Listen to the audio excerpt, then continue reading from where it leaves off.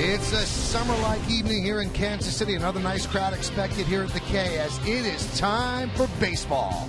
As Pix 11 presents New York Yankees baseball. It's the New York Yankees against the Kansas City Royals in the middle game of a three-game set from Kauffman Stadium in Kansas City, Missouri. Hello, everybody, and welcome to Yankees baseball along with David Cohn. I'm Michael Kay. The Yankees have lost a season-high 4 games in a row. Last night, starting this series, they got battered by the Royals by a score of 12-1. Sixth inning was particularly rough, and right in the middle of the offensive onslaught for the Royals, Lorenzo Cain showed he was able. Yes, he did. I mean, the world got a view of Lorenzo Cain last postseason, and this guy is a budding superstar, no doubt about it. The carryover from last year to this year can be seen so evidently when Lorenzo Cain comes to the box. You can see hits the ball all over the field, opposite field. The Royals had 6 opposite field hits last night. They are a balanced attack, and Lorenzo Cain is a budding superstar. 5 ribbies for him last night, and that 6th inning we spoke about, 6 runs, 6 hits, 1 walk, 11 batters came to the plate, and the Yankees used 3 pitchers. That's the most runs allowed in an inning for the Yankees this season. So you have to get rid of that game if you're the Yankees. Think ahead to tonight, and tonight's starters, Danny Duffy, the left-hander, goes for the Royals, and for the Yankees, the very own left-hander, Sabathia. David, he's coming off his first victory of the year. Yeah, and that's an important one too, Michael. I mean, Sabathia has certainly pitched better than his record would indicate, but nonetheless, you need something to show for your efforts, and he got it in Tampa Bay. A lot of called third strikes, so his control is improving. He's starting to thread the edge, especially on the inside corner. Sabathia wins for the first time in 9 tries and breaks a personal 7-game losing streak. The Yankees need him to be the old-time stopper that he's known to be. I'll tell you what, he has a tough go of it tonight. These Royals are good. How did this team get put together? How was it built? We come back, we'll detail that for you. That's next right here on Pix 11.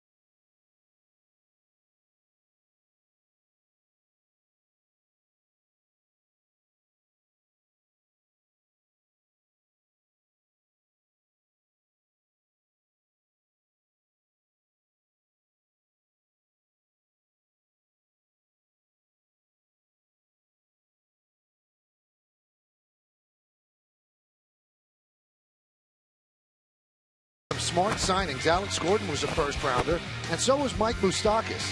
Then take a look at Greg Holland. Sometimes you have to score late. A 10th-round pick. Eric Hosmer, another first-rounder, and Ventura was signed in 2008. You have to make some good trades as well. Kane and Escobar came over from the Milwaukee Brewers in the Zach Greinke deal, and Wade Davis came over in a trade from Tampa Bay. It led to their first postseason appearance in 29 years. They were the 2014 American League champions. Took the Giants to the 7th game of the World Series last year. We're getting closer to baseball when we come back. Lineups, first pitch, baseball, Yankees and the Royals, next on Pix 11.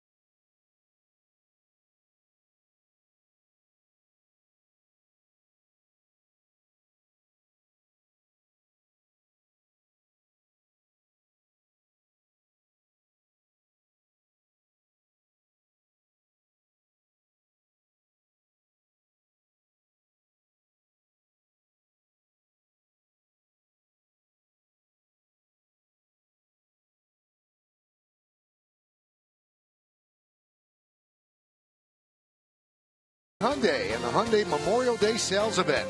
By Verizon Fios, the fastest, most reliable internet. By your Tri-State BMW centers. By Royal Caribbean, the only way to Caribbean is with Royal Caribbean.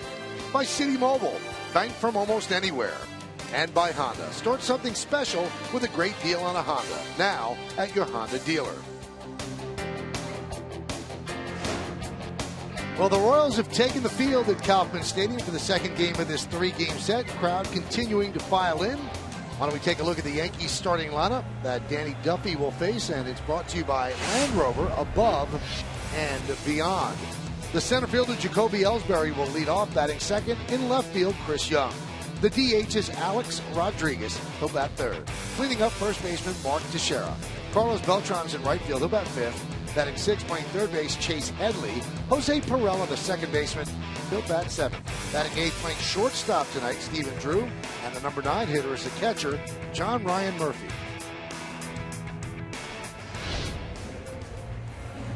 And that lineup will be facing this left-hander, Danny Duffy. On the year, been uneven. Actually, decent start, but the last two have been rough for him, and you see the walks and innings to pitch are a little high, and he needs a good one after struggling his last couple of starts. Let's go ahead and check out the pitcher scouting report brought to you by your Tri-Honda dealers, and it says it all. Power lefty up to 95 miles an hour, a good hook to go with it, but he has had lefty trouble this year after dominating them last year. Last year in 2014, left-handed batters just hit 137 off of him, 17 for 124. So far this year, although it's a small sample size, they're hitting 303. They've already got 10 hits out of 33 at-bats, and control issues, we mentioned it. You saw his stats on the year. He had 6 walks in his last start in just a little over 3 innings. The Yankees come in at 21-16, and the Royals 23-13. 23-13 is tied with Houston for the best record in the American League. So the Royals lead the Central, and the Yankees lead the East. Jacoby Ellsbury digs in.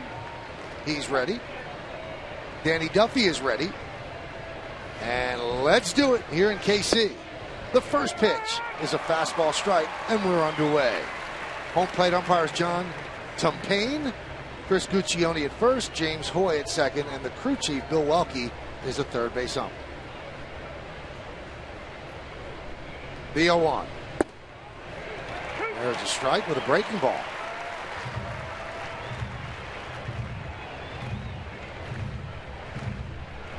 The key with Duffy is controlled aggression. Sometimes his emotions get the best of him. He gets very jumpy out on the mound. The 0-2. Chopped over the mound. Charging Infante. Going to be a tough play. He can't make it. It's an infield single for Ellsbury. Let's take a look at the Royals defense, brought to you by Toyota. Let's go places. In the outfield, it's Gordon, Kane, and Orlando. That's left to right. Infield, Moustakas, Escobar. We just took a look at Infante at second. Hosmer is at first. He could pick it there. Salvador Perez behind the plate. Danny Duffy is on the mound. Wow, they did not give a hit on that ground ball. They give Infante an error. No homers here. Wow. So an E4, and Ellsbury's on.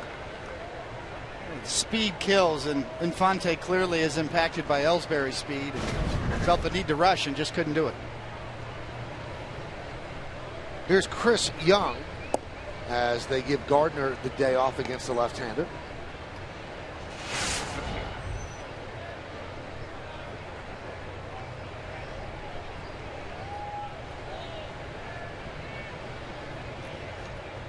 On this road trip, Young just 1 hit in 9 at-bats.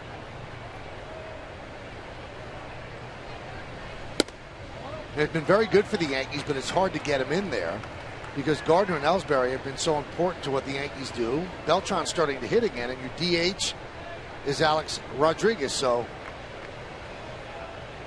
he tries to get him in against the lefties, though. He's hitting .419 against southpaws.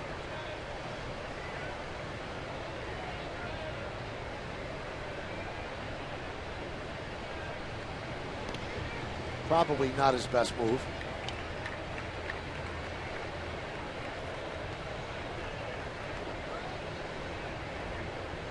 Getting kind of dark here, threatening clouds behind the home plate grandstand.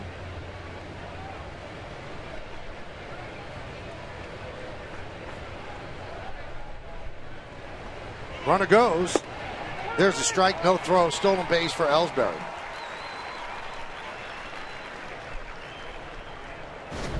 Well, this is all off of Duffy, the big leg kick. You can see Ellsbury's 3/4 of the way there almost before Salvador Perez has a chance. You can almost see Duffy telling Perez, my fault. Never gave him an opportunity.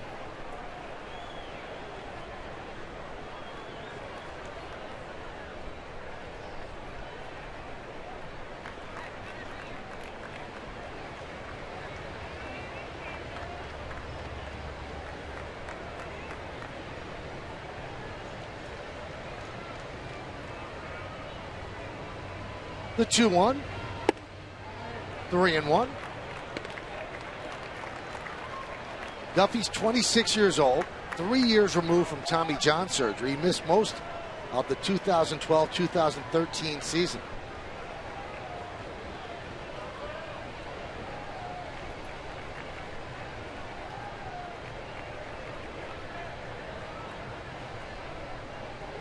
Three-one. Fastball in on the hands, fouled away, and the count full at 3-2. One of the things you try to do with a young starter who's struggling with his control is get him in the stretch right away. Don't let him get into a rhythm with his windup. Duffy very deliberate and much better from the windup, but Ellsbury already putting the stress on him. Young now in a hitter's count, 3-2.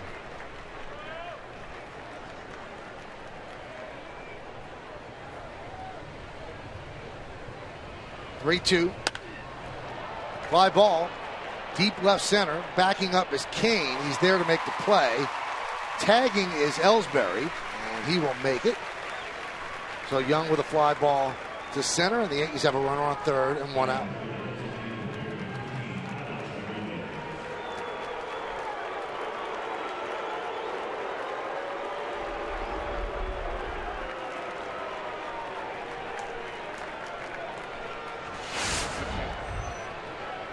Here's A-Rod.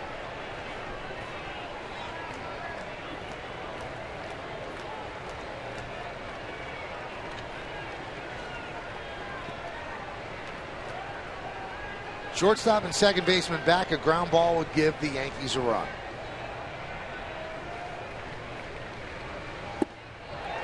Goes off speed. Count 0-1. A-Rod's very good in these situations so far this year.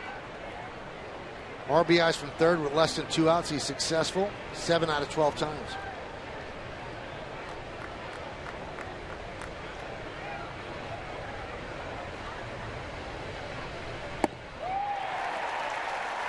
Two breaking balls. He swings over the top. The count 0-2.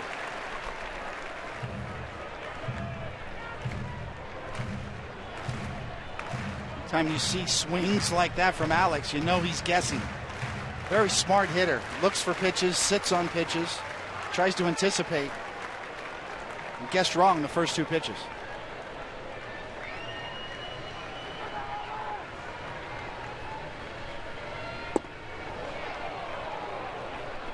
Didn't bite on that one. 1-2.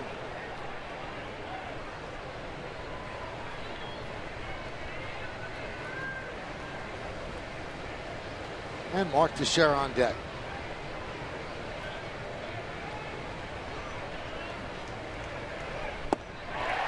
Same pitch. And A-Rod couldn't handle it. He goes down on strikes. Good quality pitch. 82 miles an hour. Right over the heart of the plate. That's what makes those breaking balls so effective. They look like they're cookies right down the middle until the end.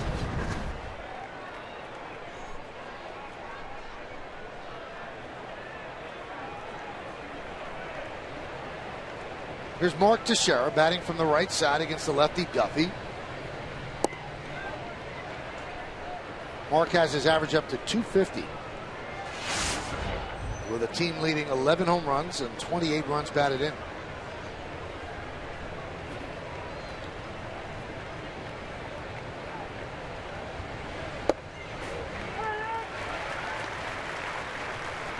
I mean, it looks like he has the breaking ball working and a pretty crisp fastball early. Month of May has been good for Teixeira. 304, a little less power, but only halfway through. 1-1. 2-1.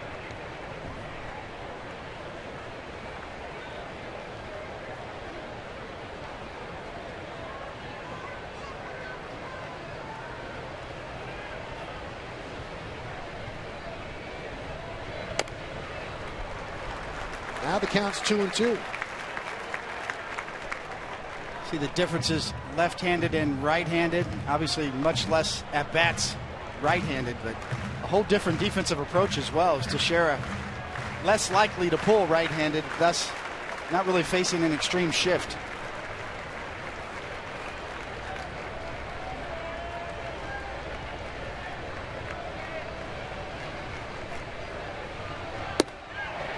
.98-mile-an-hour fastball. 3-2.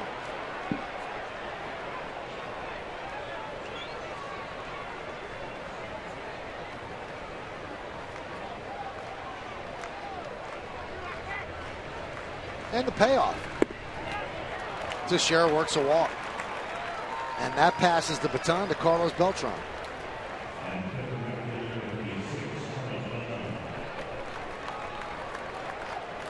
Yankees have 3 switch hitters in a row: Teixeira, Beltran, and Headley. Yeah, this part of the Yankee order, compared to the Royals age-wise, I mean, Alex was born in '75, and Teixeira in 1980, and Beltran in 1977. Half the Royals roster wasn't born yet.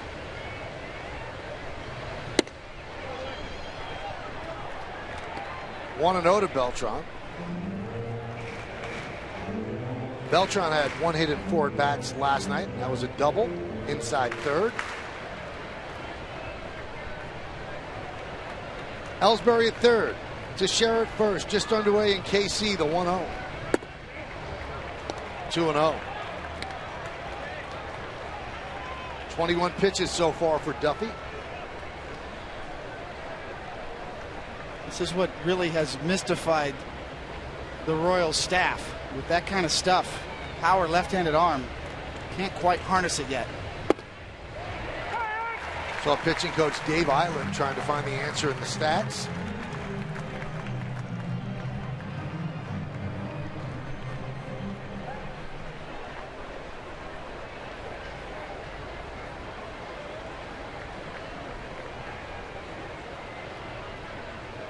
The 2-1. Right back to Duffy, and that'll end the inning. No runs, no hits, 1 error, and 2 men left on base. Yankees nothing, and the Royals coming to bat.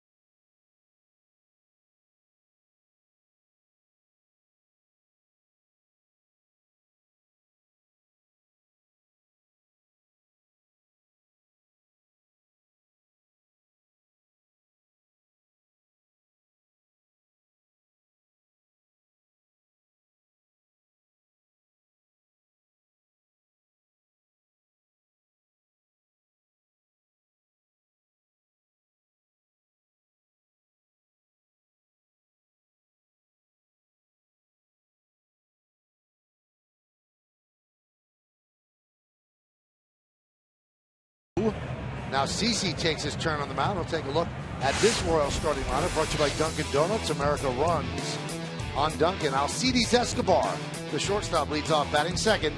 And playing third base, Mike Moustakas came a home run short of the cycle last night. Lorenzo Cain in center field, 5 ribbies last night. He'll bat third. Cleaning up first baseman Eric Hosmer. Hendrys Morales, the DH, bats fifth. Batting sixth, playing left field, Alex Gordon. Salvador Perez, the catcher, will hit seventh. Batting eighth, playing second base, Omar Infante. And Paulo Orlando in right field will bat ninth.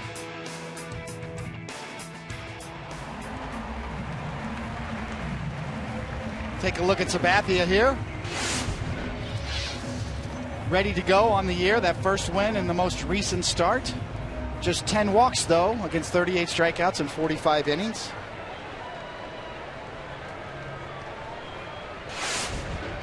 Let's go ahead and check out the pitcher scouting report, brought to you by your Tri-Honda dealers. And as we just said, he's on the board. That first win against Tampa. And keep him looking. What we noticed, Michael, in that last start is all those strikeouts looking. He's really pitching inside batters well on the inside corner. 10 of his last 16 Ks have been looking, and obviously stop the bleeding. Be the stopper the Yankees need tonight. 1-0. Chop to Headley. And there's one away here in the first. Let's look at the Yankee defense, brought to you by Chevrolet. Find new roads. In the outfield, Young, Ellsbury, and Beltran. That's left to right. In the infield, we've already seen Headley at third. Steven Drew gets started short tonight. Perella at second. Teixeira at first. John Ryan Murphy behind the plate. And on the mound is Karsten Charles Sabathia.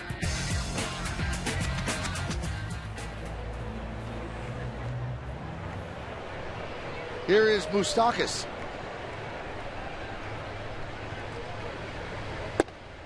And there's a strike. Moustakas hitting .333 overall, .351 against righties, but .310 against lefties.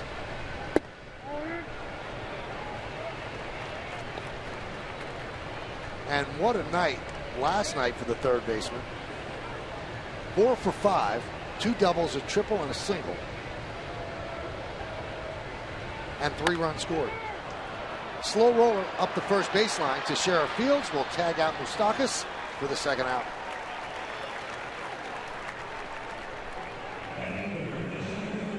Let's check out the keys to the game, brought to you by Hyundai.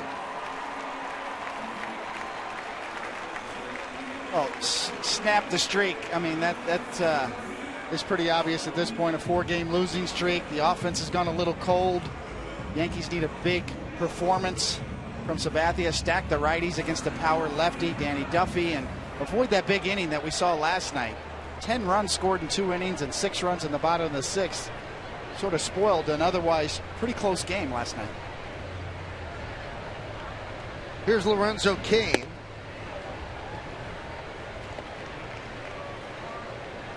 Mentioned the Royals are 23-13. The last time they were 10 games over 500 on May 16th, you have to go back to 1989.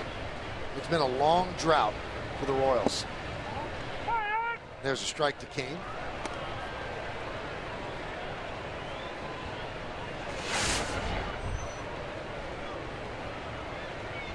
The 5 ribbies last night, a career high for the Kansas City center fielder.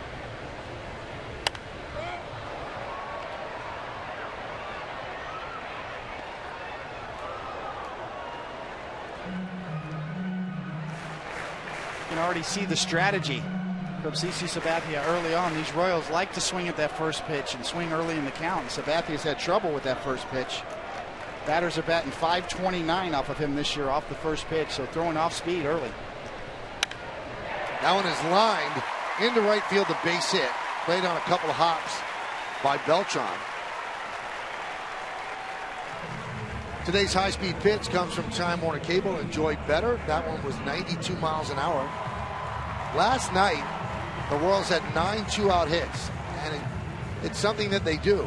They have 78 two-out RBIs so far this year, and you can't let down in this team. You can't take a breath. Okay, I have 2 outs. Up and down the lineup, they're tough batters.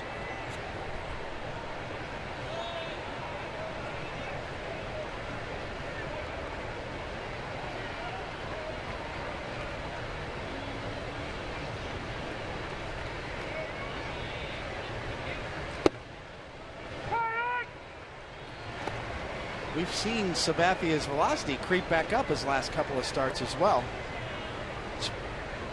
Spring training, we saw him throw in the low 90s, and then his first few starts, he was back in the upper 80s. But the last couple now back, creeping back up into the low 90s again.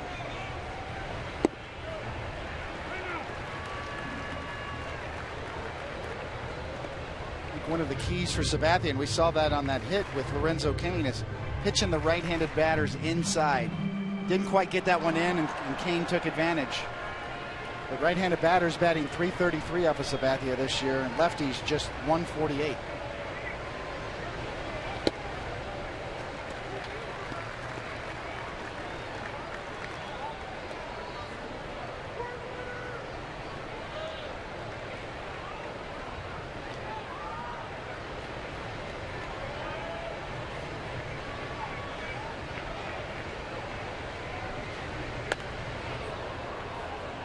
Now 2-2.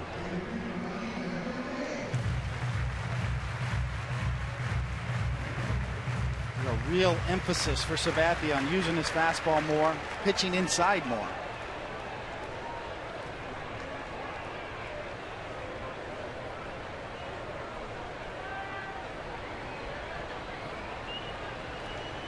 And the 2-2. Swing and a miss. Got him with the fastball. Good first inning for Sabathia. No runs, a hit. One man left. We played one at the K. 0-0 on Pix 11.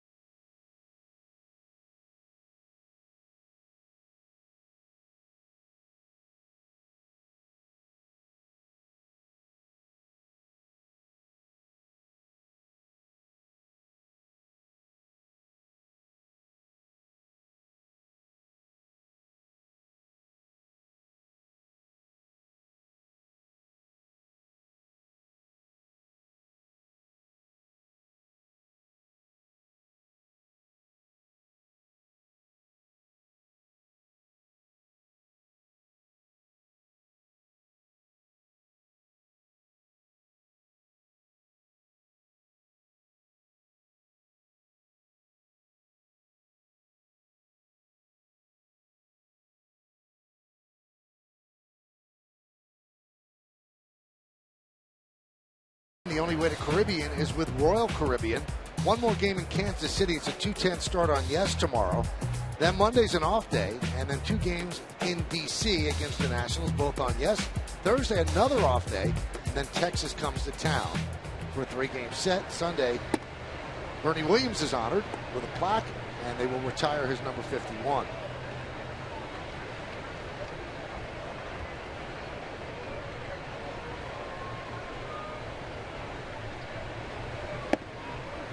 (2-0) on Headley. It'll be Headley, Perella, and Drew.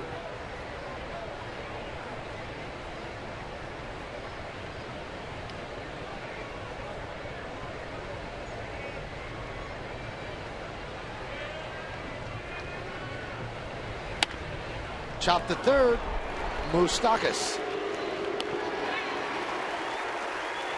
1 away.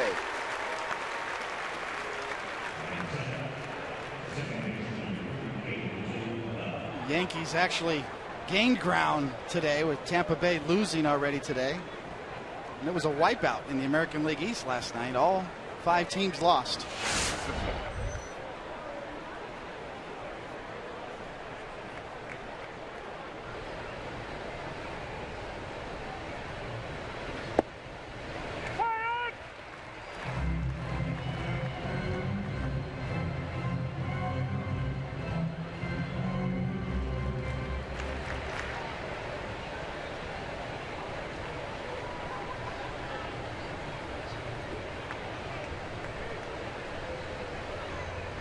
Something in the eye of the Royals catcher.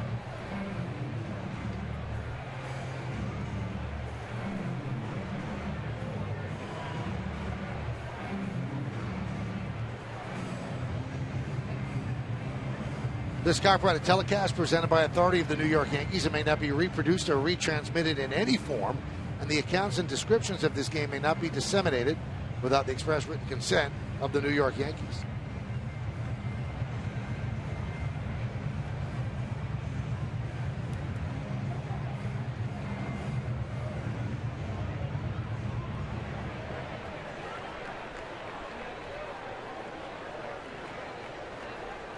So they have Perez taken care of.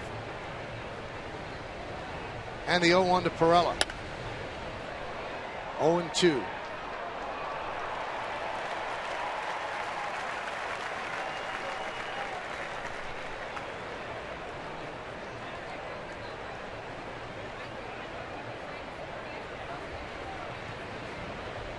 And Duffy deals.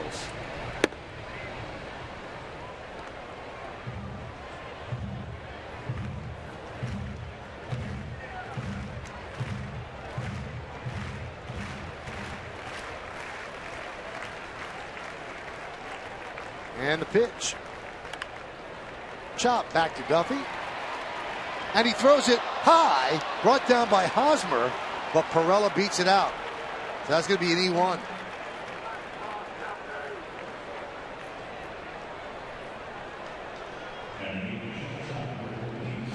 Well, the look on his face tells it all, and you can see he's just afraid to let it go.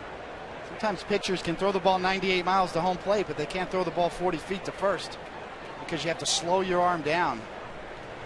Hosmer does a good job of getting up so that ball doesn't get down the line. You can see the reaction of Duffy.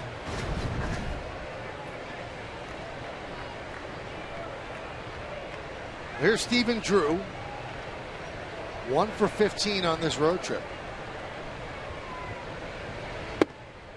Now, the media met with Girardi before the game, as they always do, and they really were fixating on why Stephen Drew's still in the lineup. And Joe said, I know what I say doesn't matter until it starts to show up, but he squared up 3 balls yesterday. He said, I think it's going to turn. I think he's seeing the ball well. He's hitting the ball hard. He said, I think the hits will come.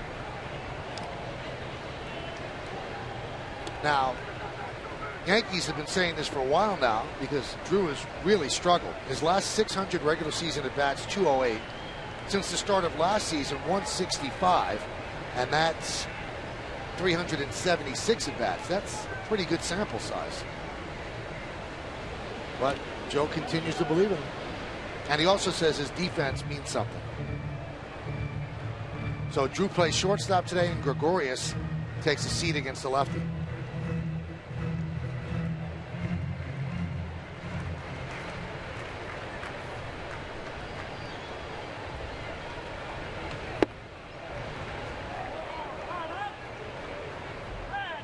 He was also asked, why do you think that Drew is hitting better against lefties than righties? And Joe admitted, well, that's a small sample size. He said he has swung the bat well against lefties, but I don't think you go by those numbers and say, well, he can hit lefties and not righties.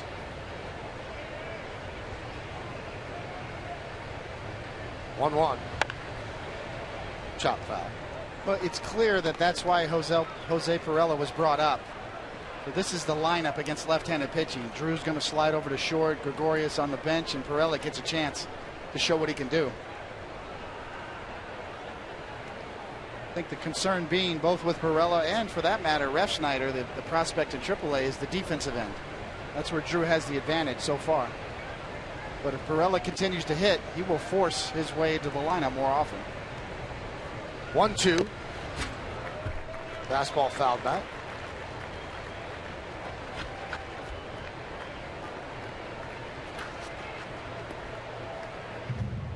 And Joe also said, you know, if a team has to depend on its 8-9 hitters to win games, he said, you've got some issues other than the 8-9 hitters.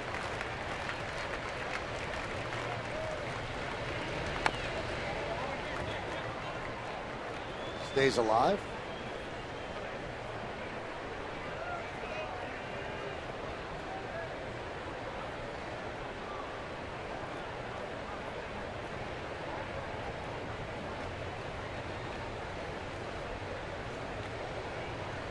Shift is on, 3 infielders on the right side.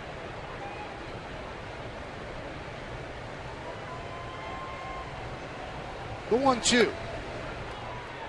Fouled away. Still 1-2.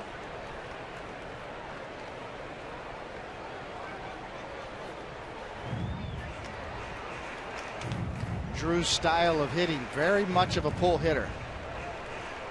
Sort of strides across his body a bit and reaches out and hooks balls on the outer half. He's, and kind of sort of profiles as a fly ball pull hitter.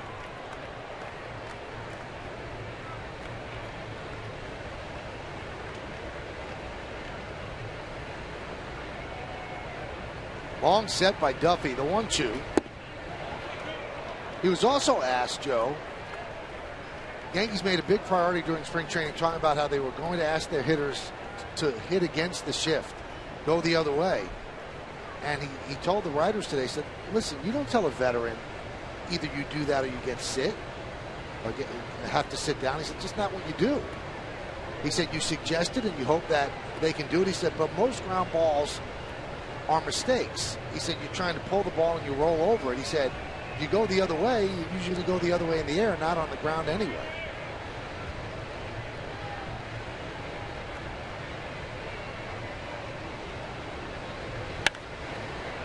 Popped up. That's Moustakas. And he puts it away for the second out.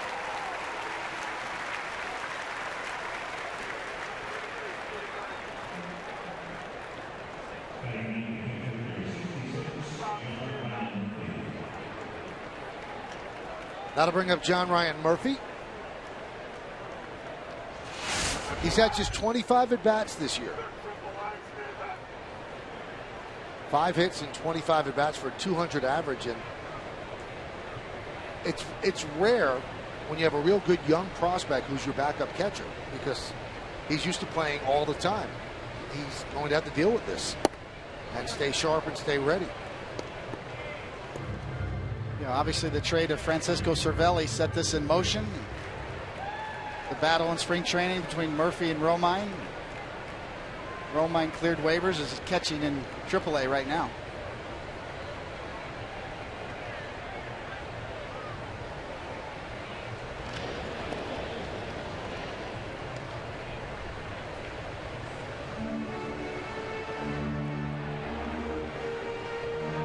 So Perella reached on the throwing error by Duffy. The Royals already have 2 errors, one by Infante and one by Duffy. Yankees have not cashed in yet.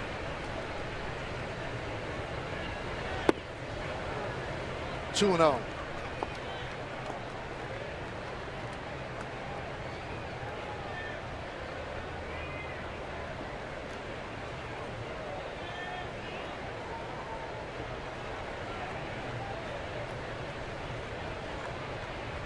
Second baseman Infante shades slightly up the middle, but the defense straight away for the most part against Murphy.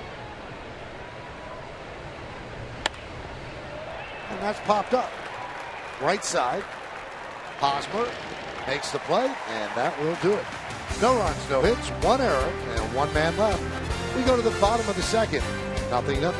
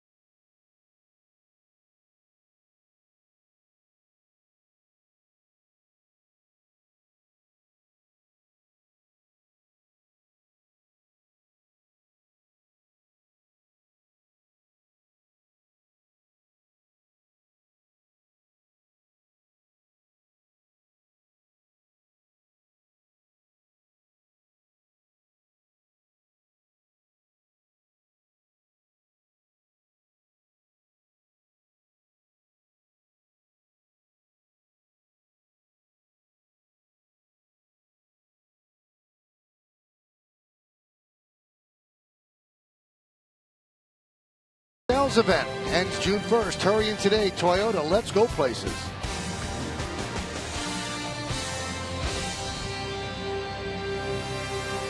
Kendrys Morales will lead off against C.C. Sabathia. Gave up a hit in the first, struck out a batter. 0-0. And a strike.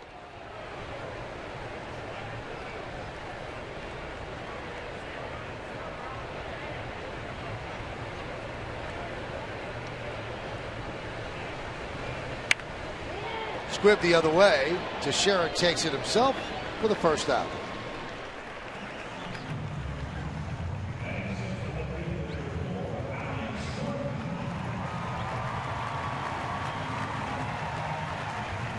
So, David, I'm walking in the downtown area of Kansas City today, having lunch in the plaza area. And crossing the street the other way from the way I'm crossing is our very own Meredith Marakovich, big sunglasses on. So I go out of my way to bump into her. Shrugged it off like a fly, never even looked at me, kept walking. No way. No way.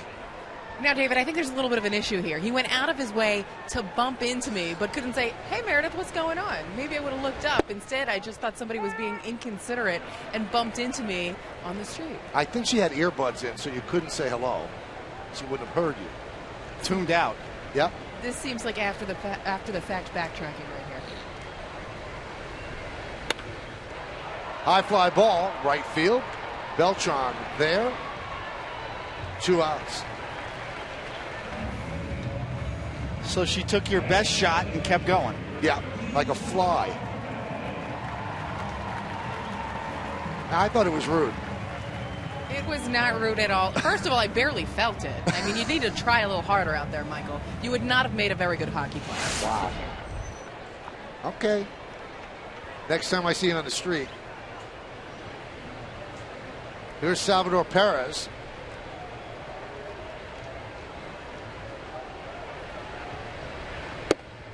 And a strike from Sabathia.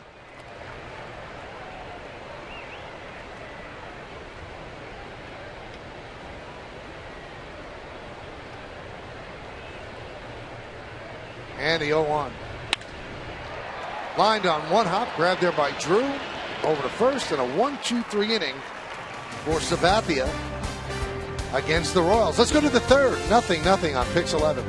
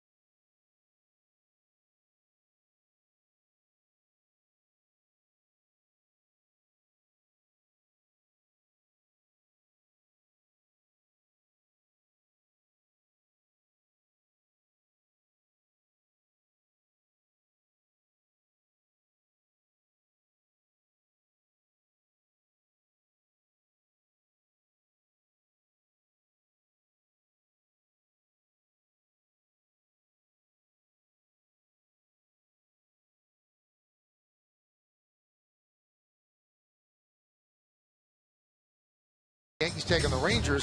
The first 18,000 guests 14 and younger receive a Yankees drawstring backpack courtesy of Kumon. For tickets, log on to Yankees.com. Visit the Yankee Stadium ticket window. Yankees clubhouse shops, or call Ticketmaster at 877-469-9849.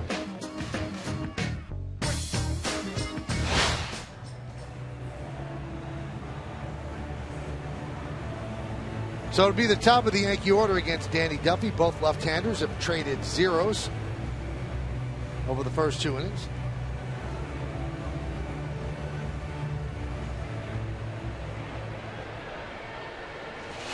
Ellsbury reached on an E4, stole second, moved to third on a fly ball, and was there with one out, and Yankees could not play him.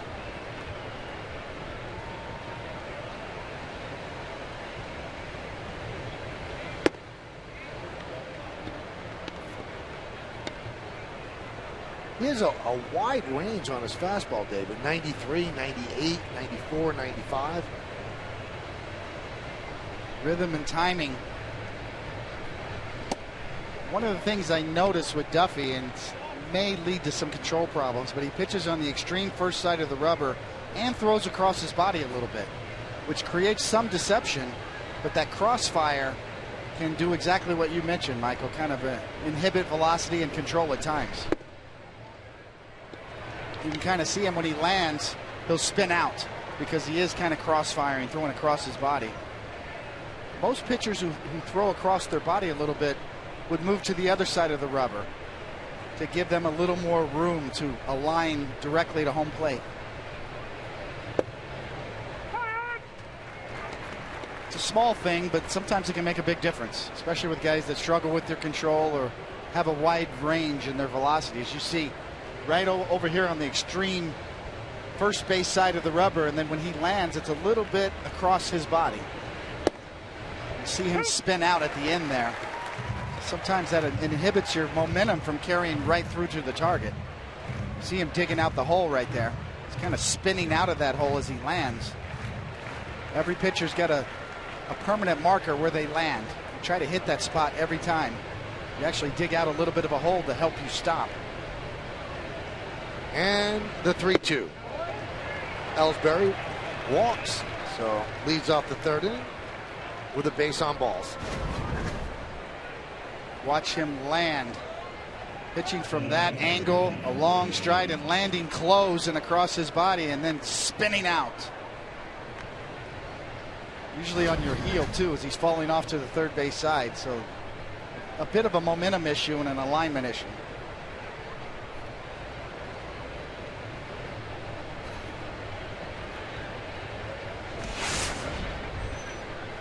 And that'll bring up Chris Young. Let's see if Ellsbury goes.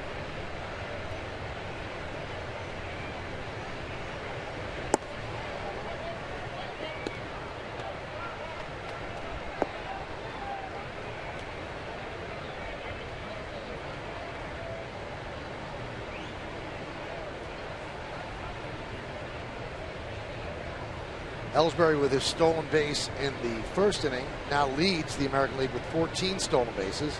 Jose Altuve has 13 for Houston. High fly ball, left field, going back Gordon. He's on the track, and he'll make the play in front of the wall.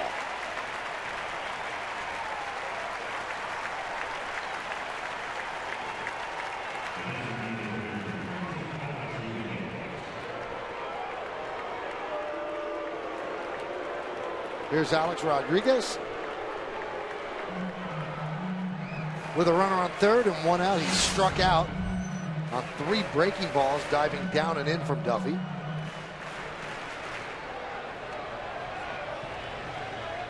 Six hits and 21 at-bats on this road trip so far.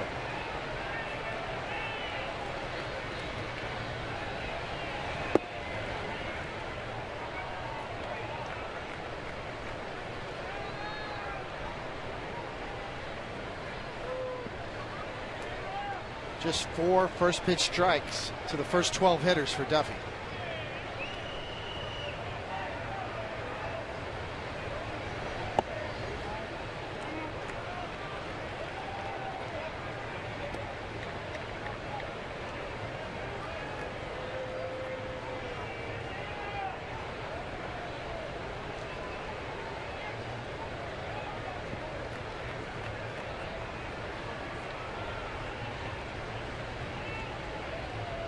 Ellsbury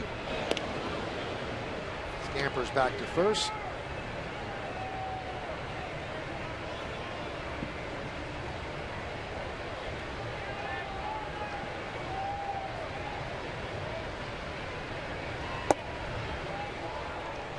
Once again, Duffy spinning out of the hole he lands in, having trouble, really digging at the mound.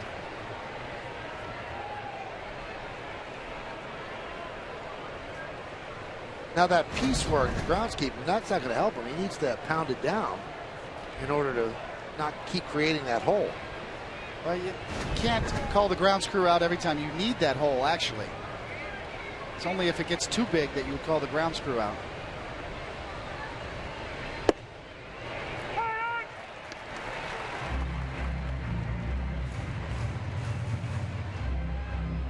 Pitcher's alignment, the hole that you dig out in front of the rubber and the hole where you land, very important. You need a little bit of a hole to help you with your alignment, with your stride, and also to help slow you down when you land.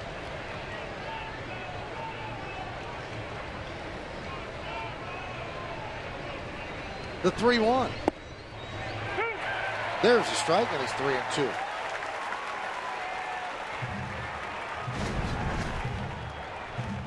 A high slider that Alex didn't think was in there. Generous call. Let's see if they send Ellsbury 3-2 with one out. Alex does strike out.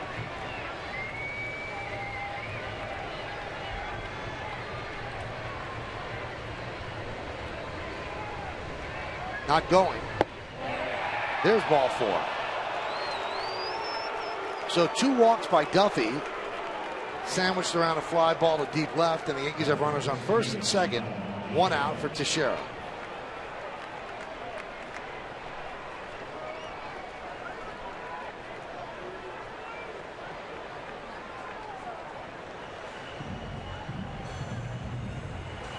Let's take a look at the power report furnished by Bob's. Everything's better with a Bob O'Pedic. Find out why at mybobs.com. RBIs, Nelson Cruz and Stephen Vogt of the A's. They have 30. Hosmer, Morales, and Cabrera with 29. And then Teixeira and Josh Reddick with 28. So an opportunity to move up on that list right now. Now Stephen Vogt on that list, the big surprise.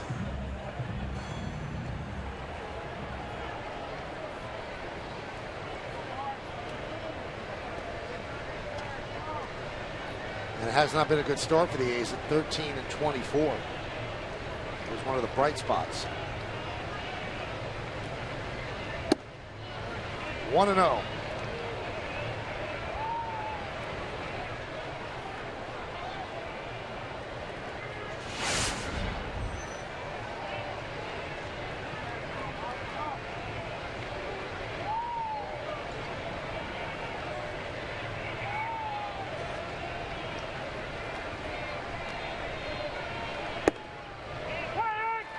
There's a strike. 1 more. Teixeira walked in the first inning. Ellsbury is at second. A-Rod's at first. We're in the third. 0-0. Yankees and the Royals. Middle game of a 3-game set.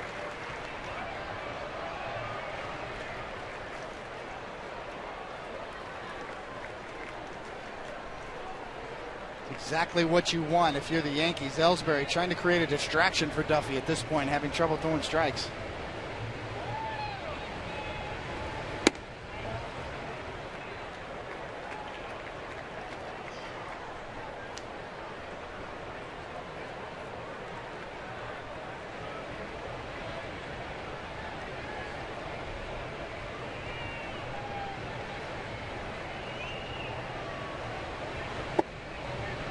Now 3-1.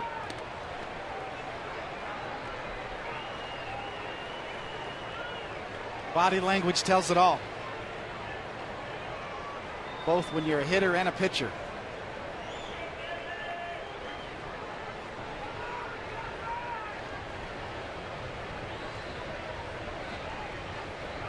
And the 3-1. He walked him. 3 walks to load the bases. And that will bring up Beltran, and that'll bring out Island.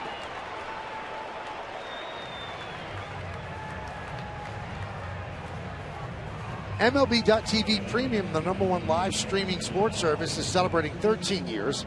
Watch every out-of-market game live or on demand in true HD on over 400 mobile and connected devices. Real-time highlights, live look-ins, a pitch tracking widget, and more. Every night on every device. Blackout restrictions apply. Visit MLB.TV for details. Well, we told you at the start of the game that he has to have controlled aggression, and sometimes he falls out of sync. A little too amped, hard to control his emotions. He's thrown 60 pitches so far today, and it's 50-50, which is not good. 30 strikes, 30 balls.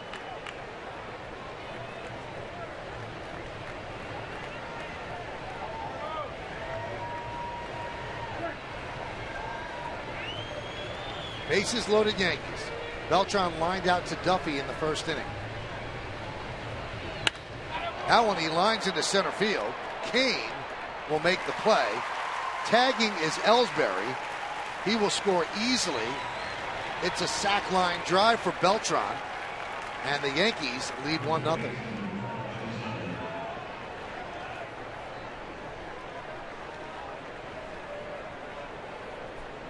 Kind of a veteran move by Beltran after a visit from the pitching coach. You got to figure he's going to throw a strike. But Beltran, aggressive on the first pitch, hammers it for a sac fly. More like a sac line drive.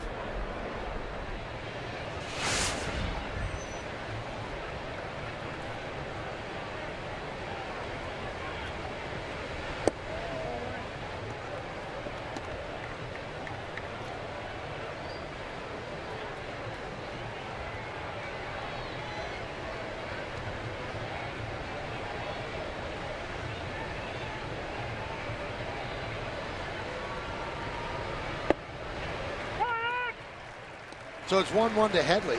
Headley grounded out to third and second. Yankees have runners on first and second. 2 men out. With the benefit of 4 walks and no hits, Yankee offense.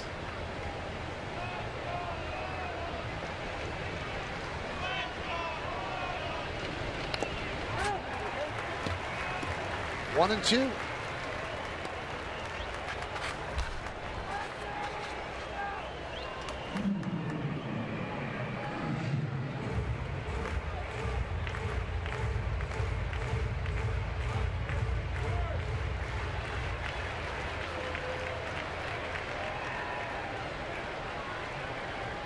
And the pitch. Foul the other way.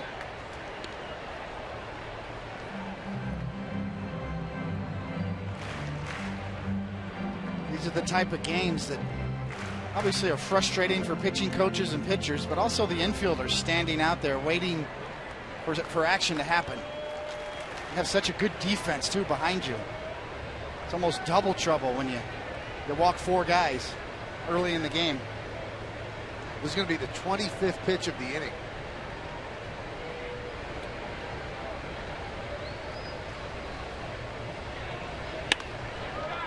Fly ball, fairly deep center field. Kane is there to run it down and make the play. 1 run, no hits, 3 walks, and 2 men left.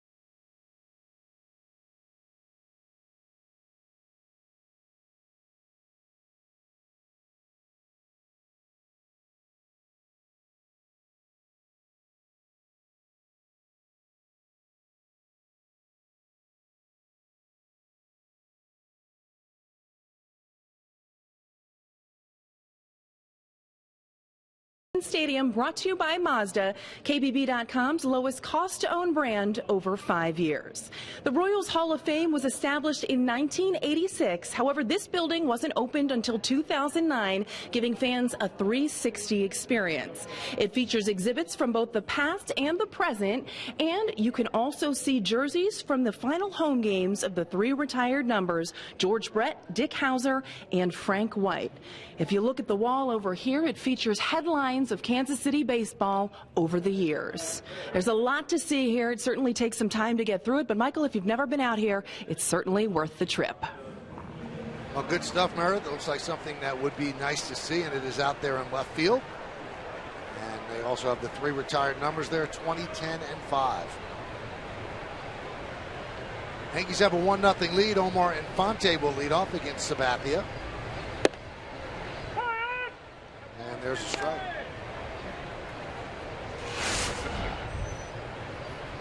You know, Michael, I mentioned last night I thought Willie Wilson, the great center fielder, should be in the Royals Hall of Fame. I misspoke. He is in the Hall of Fame. His number is not retired.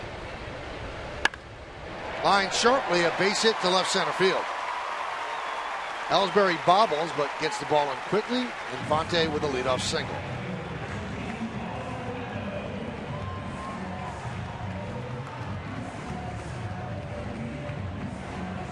Just 3 numbers. 20 is Frank White. Number 10 is the late, great Dick Howser. Yankee fans will remember him as a Yankee coach and manager for a short period of time, and came here and was the manager of the Royals in their World Series run in 1985.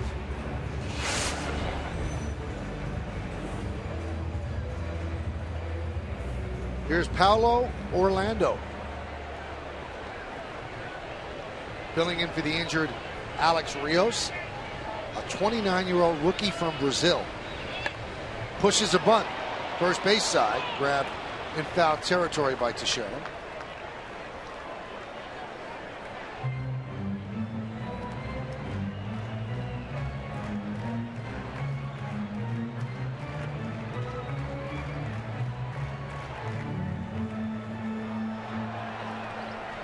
Just a little beef of mine as a Royals native, Michael. I think they're a little stingy with the number retiring. Several candidates: Willie Wilson, Al McRae, Amos Otis, Paul Splittorff. Several great Royals over the years. Deserve consideration.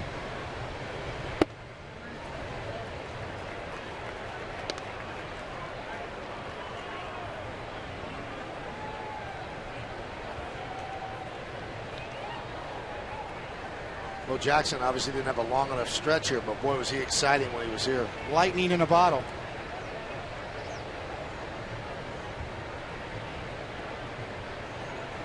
One, a push bunt.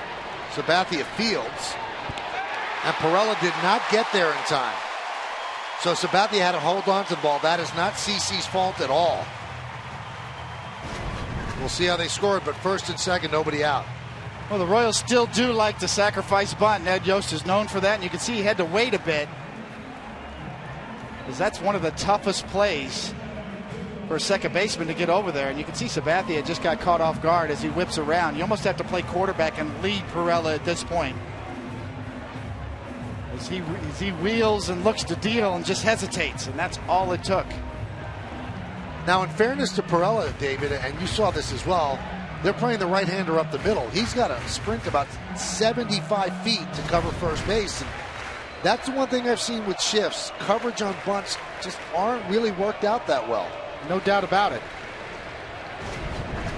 Let's see how far Pirela's got to cover, as Michael's talking about, and he's busting it. He never hesitated. Sabathia hesitated. And I guess the best way, David, is to lead him. You have to. You just have to trust it and lead him. That little hesitation was all it took.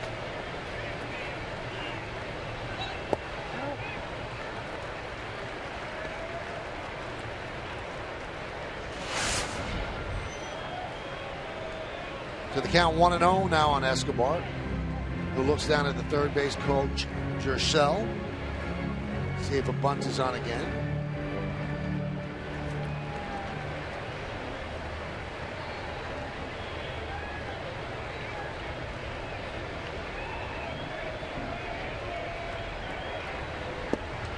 Showing bunt, taking low, 2-0.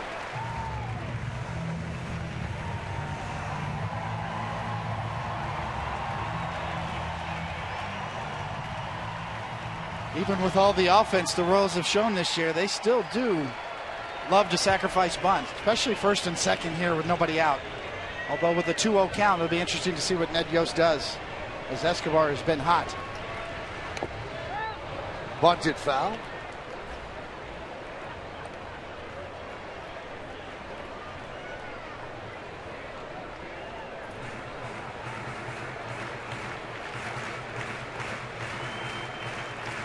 Ned Yost has received a lot of ribbing from a lot of the pundits in the sabermetrics community about his penchant for bunting. Much maligned, but had the last laugh last year. A little different look to his offense, but still among the lead leaguers in sacrifice bunts. Fouled off again. Just seems as if Escobar's heart is not in this bunt. It is a little odd, David. This is an explosive offense. It's the third inning. You're down 1-0, and you're bunting with a guy coming into the game who was hitting .304, now at .302. The Royals with 12 sacrifice bunts so far this year. Miami Marlins lead the major leagues with 17. Grounded up the middle and through for a base hit. Infante rounds third. They're going to hold him up as Ellsbury tosses the ball home. So the base is loaded on 3 straight singles. Nobody out. Well, take the bunt on, let him swing right back up the box.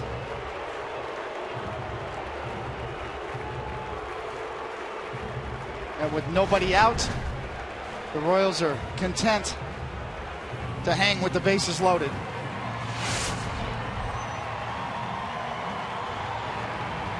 So here's Mike Moustakas. He grounded to first in the first.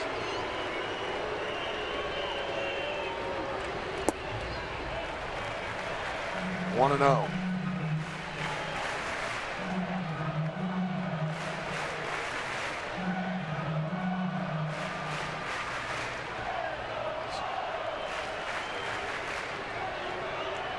See his numbers with runners in scoring position, despite a .331 batting average.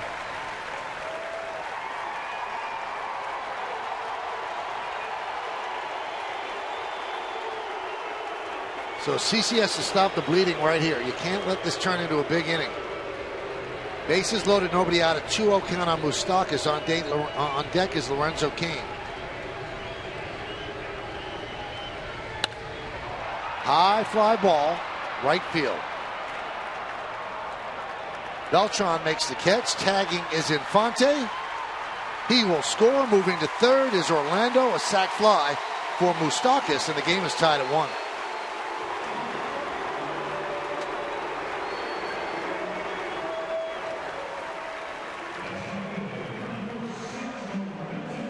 That's a perfect sac fly because you also move the runner to third with less than 2 outs.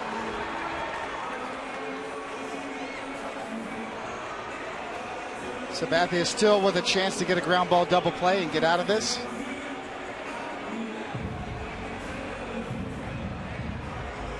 In last night's bottom of the 6th inning, it was the Yankees giving up extra outs. Always a recipe for disaster. In this inning, obviously the misplay on the sacrifice bunt was a missed out opportunity. Michael Pineda came close to working his way out of that jam, but couldn't finish the job. Hammered foul.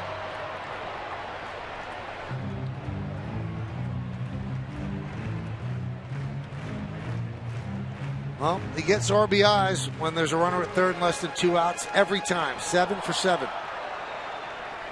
The American League average is 57%.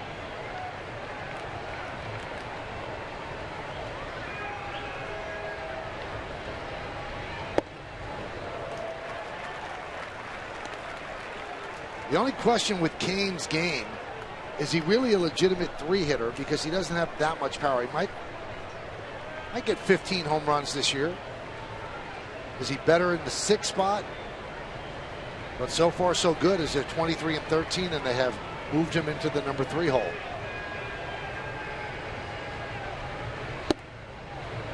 Two and one.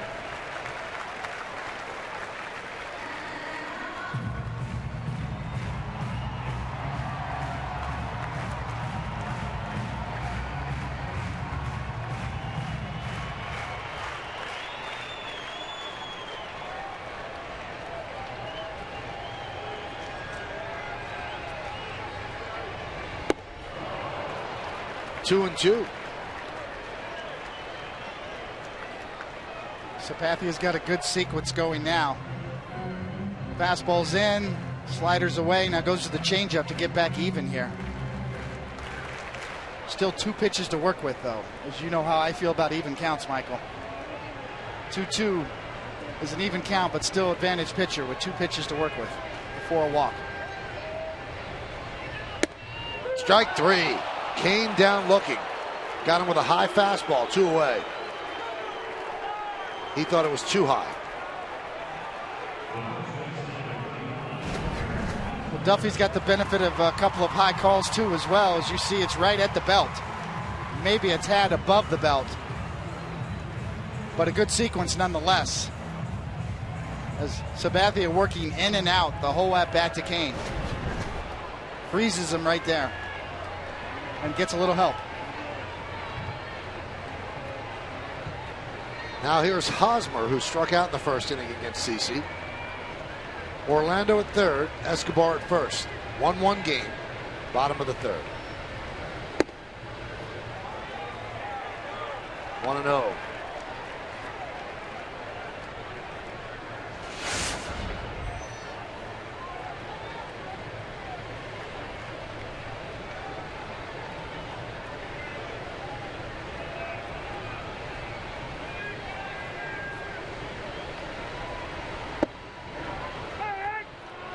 On Hosmer. Hosmer has a 12-game hitting streak, 18 for 50 during that streak.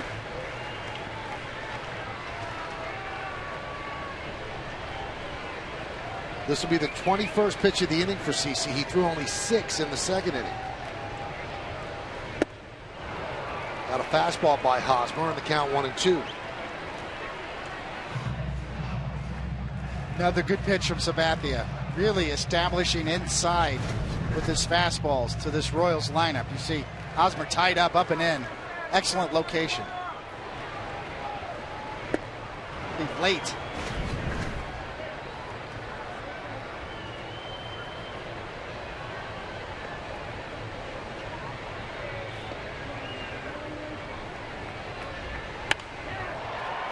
Fly ball, left field, long run for Young, and he can't make the play. It's a foul ball. The 3rd base umpire, Bill Welke, said foul ball. Very close. Well, Young's got some range too and just misses it. You can see there is the mark.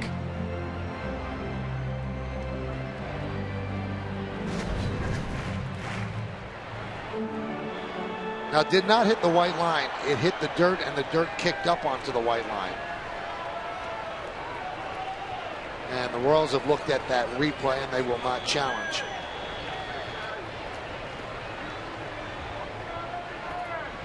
Once again, this Royals lineup so hard to defend, line to line.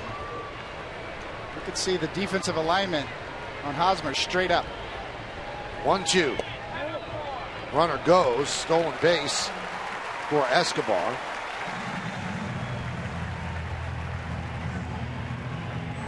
Now 2nd and 3rd with 2 outs.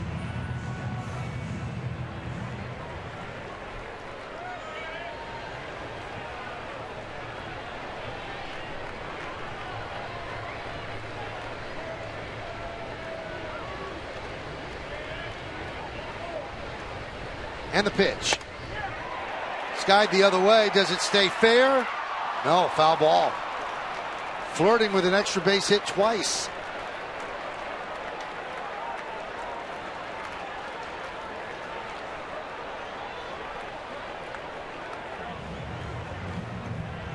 Sort of a classic guarding against the slider and fighting off the fastball is Sabathia. Coming inside several times, several fastballs in this sequence, actually beating Hosmer, but Hosmer muscling them off. The one slider he threw was a good one that Hosmer took. So decisions. Do you go back to the slider here? Or do you try to pound him in again? No signals. 2 balls, 2 strikes, 2 outs, 2 on, 1-1 game. Swung on and missed, got him. Good pitching by CC Sabathia. Bases loaded, nobody out, and the Royals managed just 1 run, and they strand 2. We go to the 4th. It's a 1-1 game.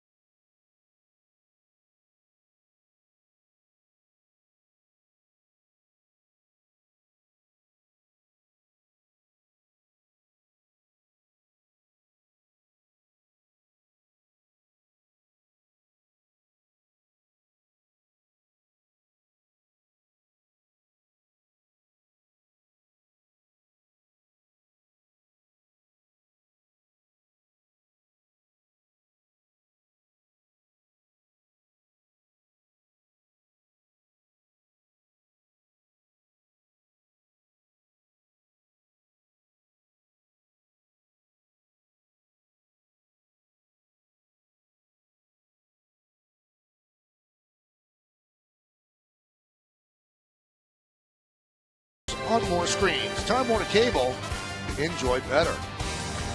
The Yankees enjoyed the way CC Sabathia got out of that jam. Let's take a look at the grip on that pitch. Yeah, changeup, lefty on lefty. It's a new little wrinkle from Sabathia, and John Ryan Murphy went out there and talked to him about it, and you could see Hosmer was not ready for that. He was sitting on slider fastball.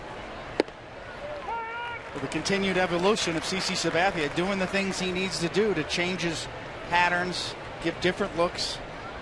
Kind of give John Ryan Murphy credit there, going out and talking Sabathia into throwing that changeup. Perella grounds 1 to third. And Moustakas gets him. Hosmer had to pull his arm out of the way as Perella was hustling down the line.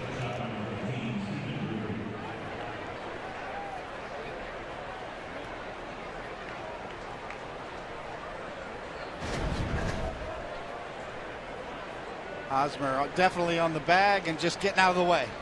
Ole.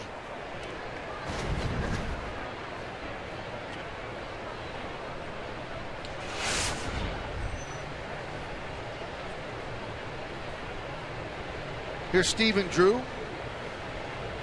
Popped up behind second base, caught by Moustakas in the second.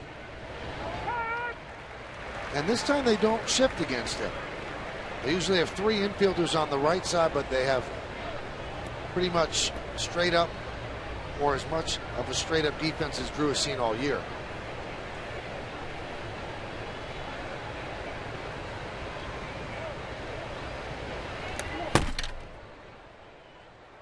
So that's 1-1. Now last night they would change on 1-1 counts. Well, here they look as if they're anchored with Moustakas at third. It's a good pickup. It's the first time we've seen that against Drew.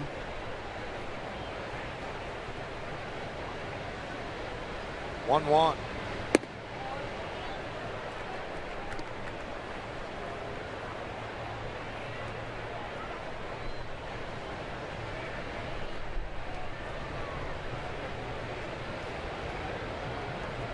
Sabathia looking for more runs. The 2-1. 2-2.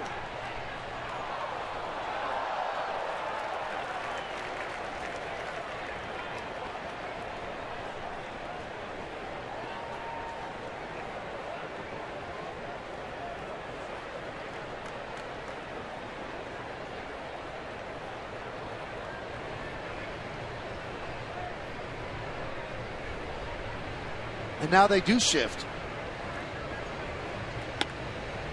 And that one is popped up into shallow left, and that's going to dunk in for a base hit.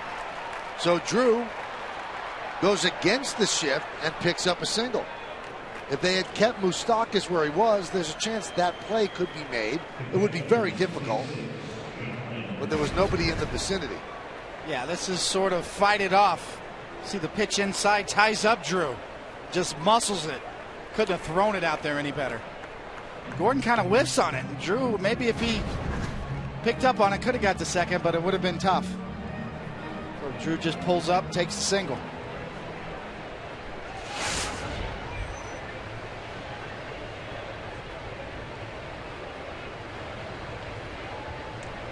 Here's John Ryan Murphy. Chop foul. What do you have on John Ryan, Meredith? Well, Michael, you were mentioning earlier that John Ryan hasn't seen a lot of action so far this season. In fact, he hasn't been behind the plate in nearly a week. This at-bat right here, just number 27 on the season. I spoke to Joe Girardi about that earlier today, and he said one of the toughest things to adjust to when you don't play consistently as a catcher is the speed of the game. You try to catch bullpens whenever possible to stay familiar with the pitching staff, but you can't really simulate the actual game speed. He also noted it's a little bit easier for older backup catchers at times because they're not used to playing every day as John Ryan had been, but at the end of the day, that's kind of the life of a backup, and he said you need to find a way to adjust and make the most of the opportunities when they're given to you. Well, John Ryan has been an everyday player wherever he's been. Top prospect. This is tough for him. The 1-1. But I think if you've asked him, he'd rather play once a week here than every day down at AAA. No doubt about it. Stay in the big leagues. See Brian McCann getting a well-needed day off. I'll say this, Murphy did an excellent job with Sabathia in that last inning to avoid a big inning. Good sequences. Actually went out and talked to Sabathia and got him to throw that changeup to get out of that inning and strike out Hosmer.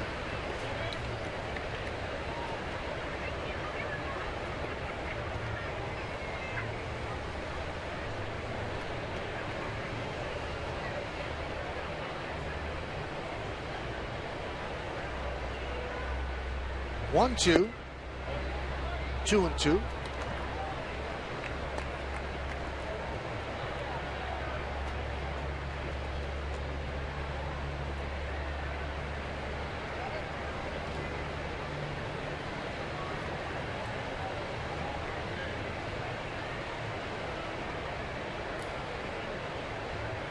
The 2-2.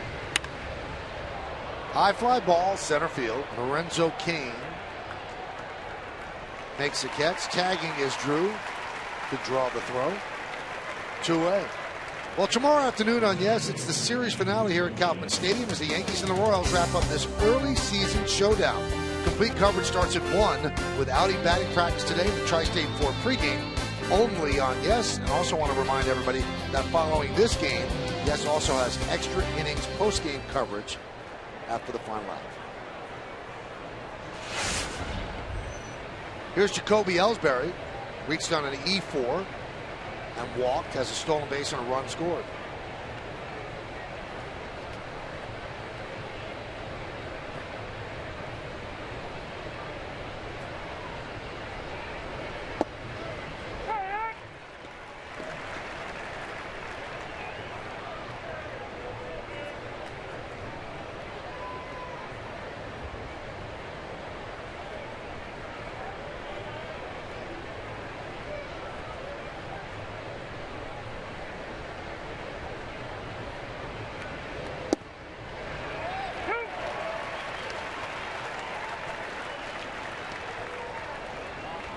Good time for Drew to run right here on an 0-2 count. Might get Duffy to throw a breaking ball in the dirt. If you get thrown out at second, then you save Ellsbury's at bat, and he'll lead off next inning.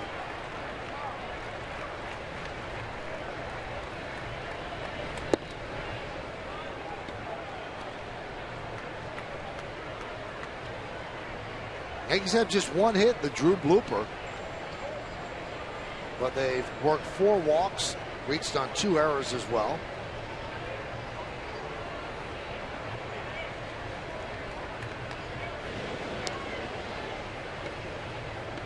Duffy not with a real good move to first base. He does have a slide step to home. He does sort of vary his delivery at times. But you can definitely get a walking lead off of Duffy. Still like to see Drew go here.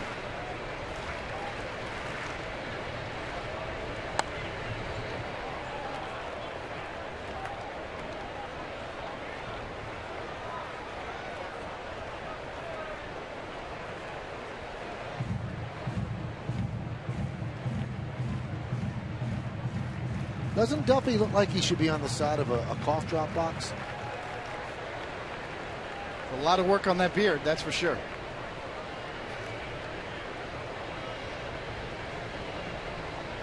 The 1-2. Swing and a miss. Got a fastball by him. That'll do it.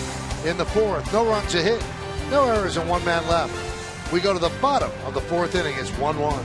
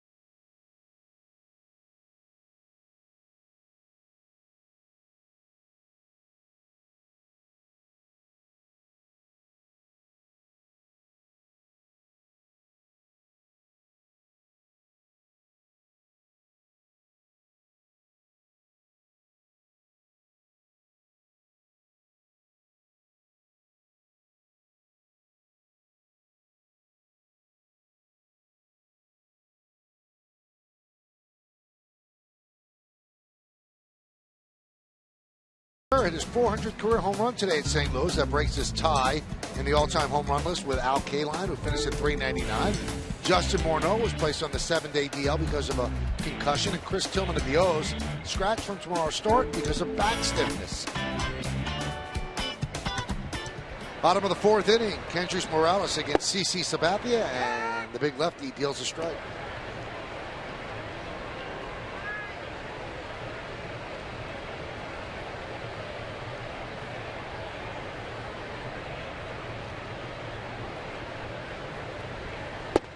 Now there are some nasty storm clouds over the left field grandstand. And David, you are from this era. Can you interpret those?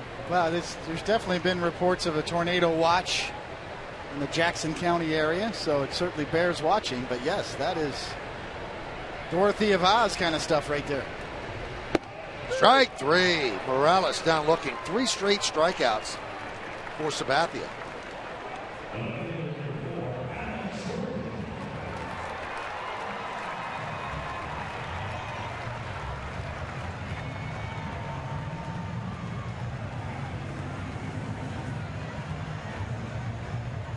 Thing about this part of the country, Michael, is it's fairly flat topography wise, so you can really see the storms and the funnel clouds coming from miles away.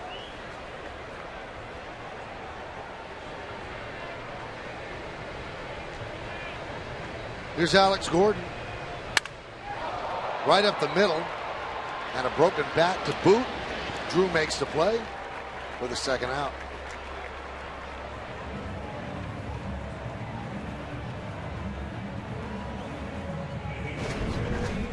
Just what the doctor ordered after 25 pitches the last inning. Another quick out. Good pitch off the end of the bat. Even better getting out of the way. And even better that Drew's playing right behind you. So good defensive positioning all the way around.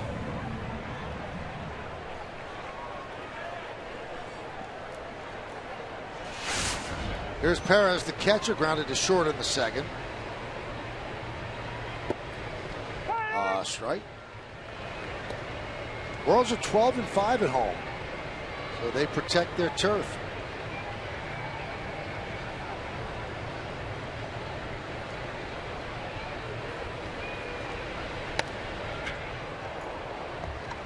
Oh, 0-2.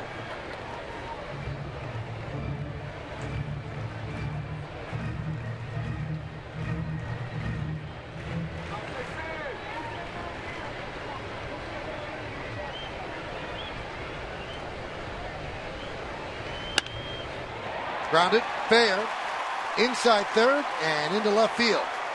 Playing it in foul territory is Young, and Perez picks up a double.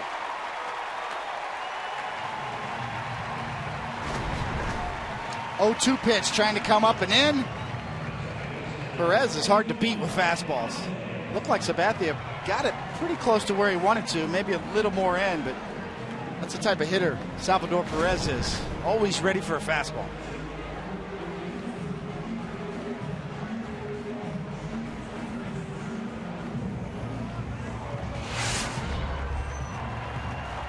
Here's Omar Infante. He scored the Royals' only run in the third. He singled. Came around with a sac fly by Moustakas.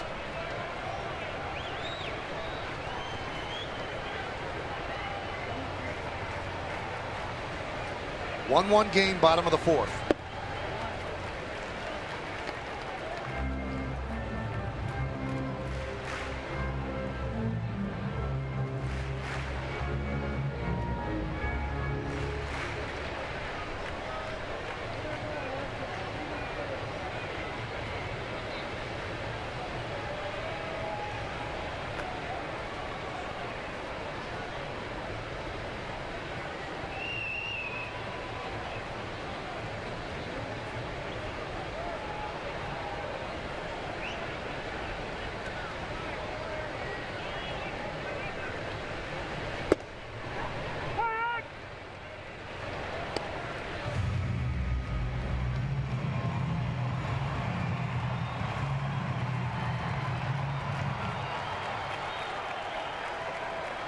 Back-to-back change-ups to get even in the count for Sabathia.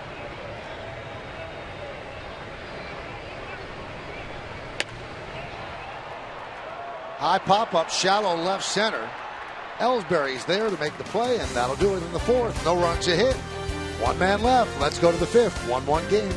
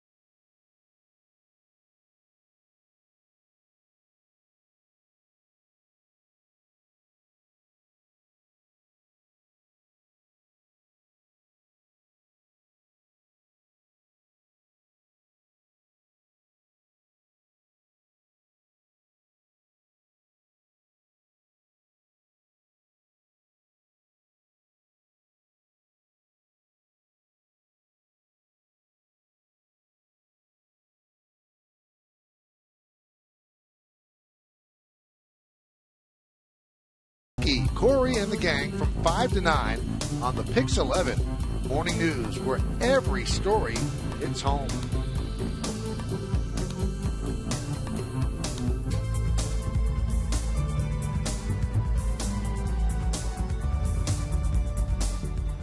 Well, we go to the fifth inning. Rain is held up here in Kansas City, and it's a 1-1 game. Chris Young will lead it off against Danny Duffy. But Young, A-Rod, and Teixeira. It's a different sort of 50 Shades of Gray going on right there.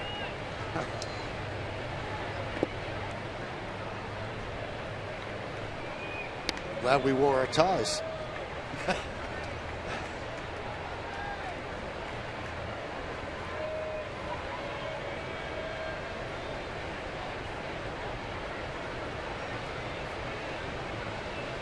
The 1-0. 1-1.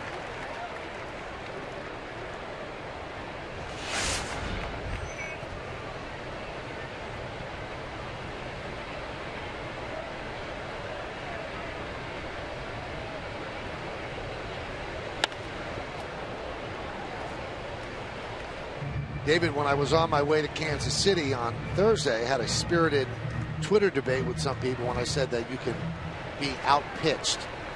And a lot of people don't believe that you can be outpitched. You pitch, so let me ask you, can you be outpitched? Well, certainly psychologically you can. I mean, you know when the other pitcher is throwing well. Theoretically, you're just facing the other lineup, but you're aware of who you're pitching against. And I can tell you from personal experience, when I faced Greg Maddux or John Smoltz, I knew the margin for error was minimal.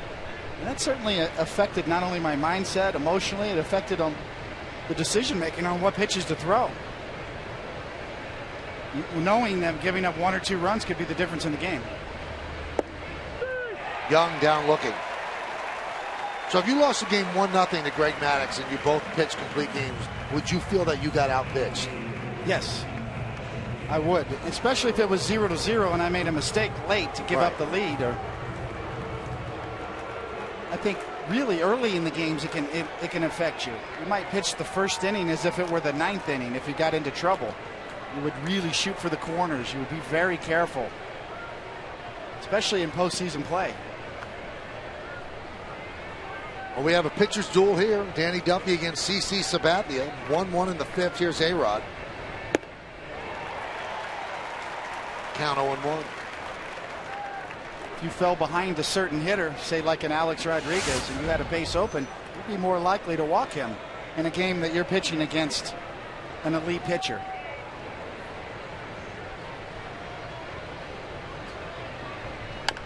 It is always funny, though, when a pitcher is pitching against a great pitcher. I mean, the nuclear loose answer is, well, I'm not pitching against the pitcher, I'm pitching against the batter. You are, but you are also pitching against the pitcher. Yeah, generally speaking, that's obviously true. You have to worry about the opposing lineup, but you are aware, definitely, of how the opposing pitcher is throwing, who he is. A-Rod hits a high fly ball to right field. Orlando is there for the second out. And another factor into that is if your offense on your side is slumping and not swinging the bats. That's the whole idea of a stopper. Knowing that your team needs to get picked up. Hey, we're slumping right now. We're not scoring runs. I really need to go out there and pitch a big game. Sabathia is in that position right now. A lot of variables involved into that, into the mindset of a pitcher. And Pineda was in that position yesterday and did not pitch well enough. Now, he hung tough, but he did not shut down a tough Royals lineup. Yeah, and he just didn't have his good stuff, and that's normal. I mean, you can't expect him to strike out 16 guys every time out. I don't see the rain, David, but it's got to be here because people are scrambling for cover right now in the lower level.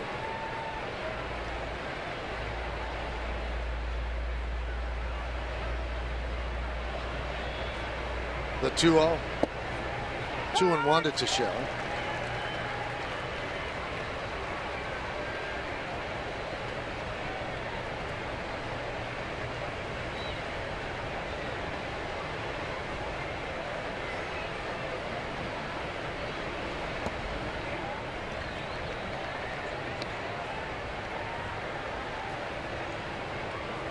Flags are whipping from right to left right now. Light skies on the right side, dark skies on the left side of the ballpark. 3-1 to Teixeira. Base hit, left field. So he's walked twice and now singled with 2 outs here in the 5th.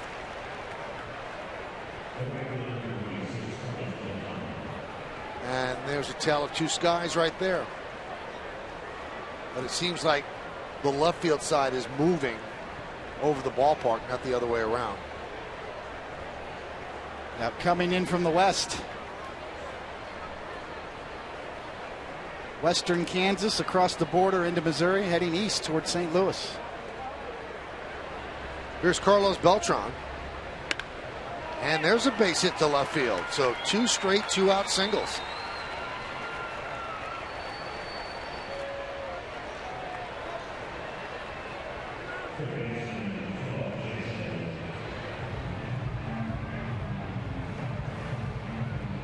And Dave Island will talk with Duffy as there's some action in the Royals bullpen. Ryan Madsen has been battling back from some injuries over the last couple of years. He's warming in the bullpen. He's been a real find for the Royals too. Took a flyer on him in spring training, made the club, and has been very good for them.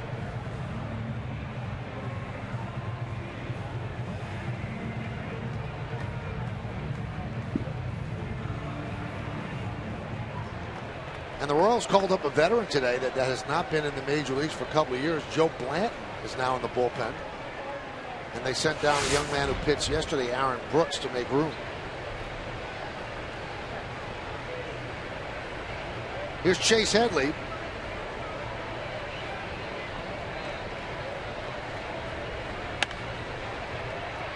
Fly ball, right field. Long run for Orlando, runs out of room.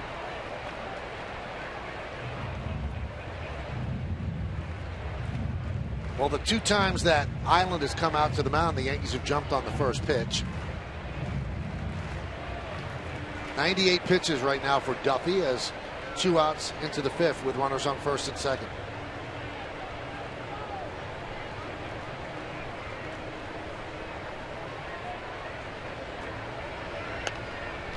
Oh, 0-2.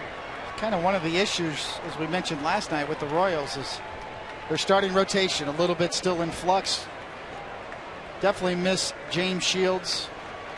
Moving forward, you know, I look at innings pitched from starters, Michael, and the Tigers lead the league among innings pitched in their starters. The Royals are 11th right now. You wonder if that's going to catch up to them, even with their great bullpen.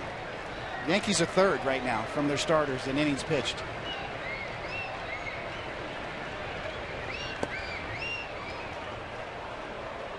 And that's one of the reasons, or the main reason, that the Royals have to carry 8 pitchers in the bullpen and just 3 bench players, because the starters are not giving them length. You kind of look at another category as to why that happens, and that's walks. Innings pitched for starters and walks. Yankee starters have walked just 50 guys. That's the least in the American League. The Royals 73. That's the 12th ranking in terms of walks. Check the swing. Crowd wanted that call.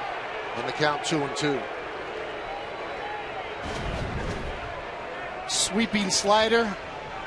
Definitely in off the plate as Perez tries to pull it back and frame it.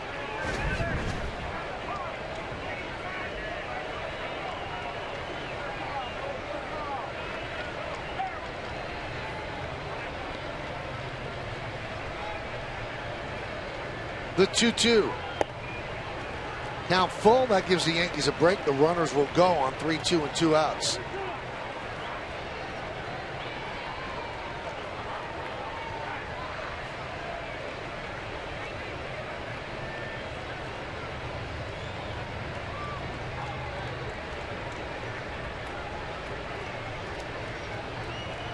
Runners go 3-2. Foul back. They'll do it again. Boy, really good swing from Headley there. Just missed it. Man, I know you hear that phrase a lot. Hang and break a ball, foul it straight back. 80 miles an hour, hanging slider. It almost hung too much. It was up. You can just tell by the look on Headley's face. Like to have that one back. Duffy's lucky he got it back. Teixeira from second, Beltran from first. They'll be going. And the 3-2. That one's drilled to left field. Deep, going back Gordon, turning, looking. See ya! A 3-run home run for Chase Headley. And the Yankees take a 4-1 lead.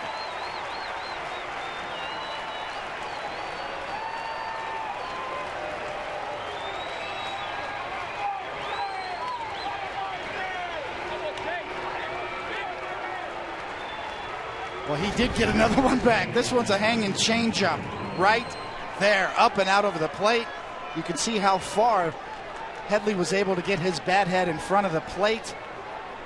That creates speed.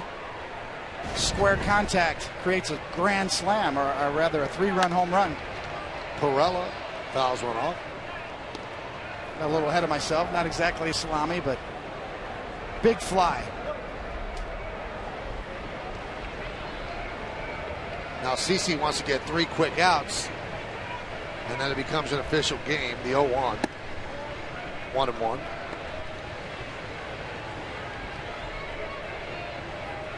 And measured that home run at 394 feet.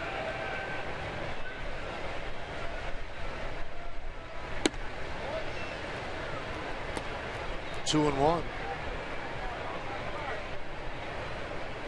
Well, it's been a real battle for Duffy.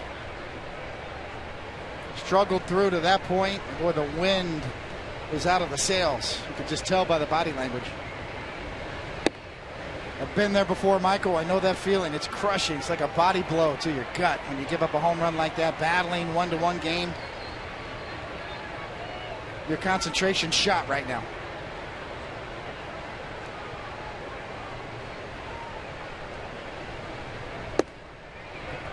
Count 3-2.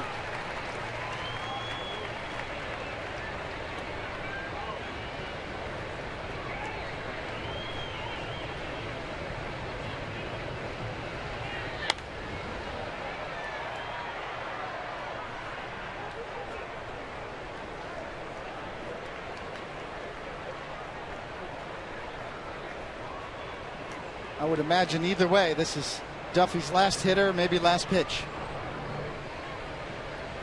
3-2. Foul back under our booth.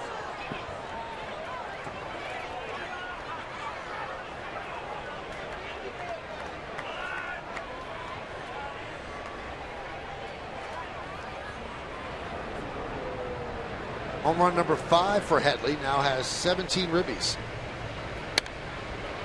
Right at you, David. Oh, in the next booth.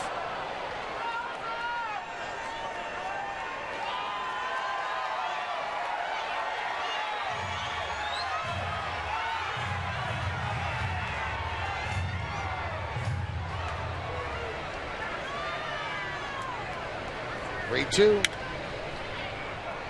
Popped up. Infante makes the play, and that'll do it. But single by Teixeira, single by Beltran, then this 3-2 pitch clubbed 394 feet away into the Royals bullpen. When it lands, the Yankees have a 4-1 lead.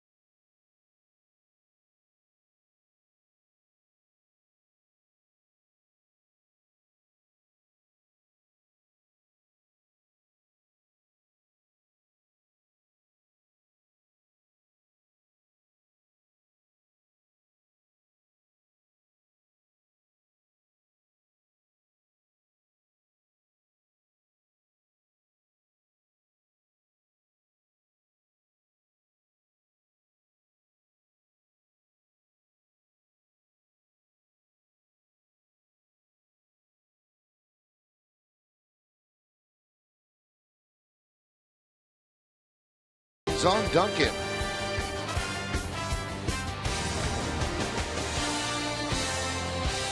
All right, with the skies threatening, you need 3 more outs to make it an official game as the Yankees lead this one 4-1.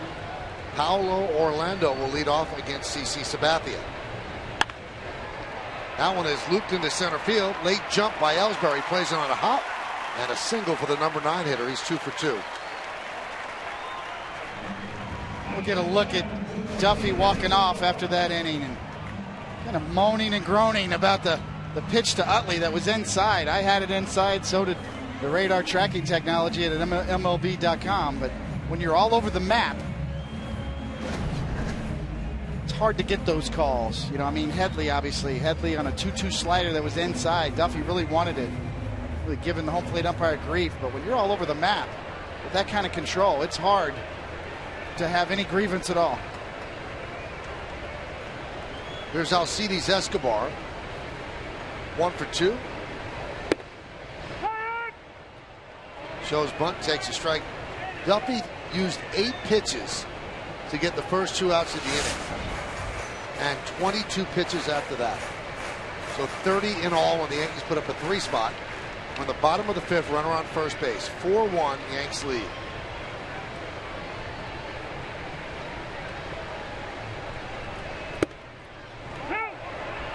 Got the high strike there.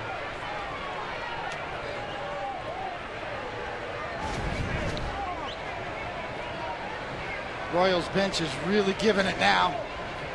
He's been pretty consistent. He's called that one both ways. That's about it. As you see, the Royals think they're getting the short end of the stick here on the calls. Let's see if the Yankees turn 2. There's one. No, there's not. He left the bag on the throw. Headley threw high. Perella went up, and his foot was not on the bag, according to James Hoy, the second base ump. And from here, it looked like it was a good call. Get another look right here as he does have to go up. And he's out. He's on the bag. And Perella knew what he was doing as he just plays on. Boy, that changes a lot of things. So Joe's getting word to challenge it, and he says, hey, I'm going to challenge.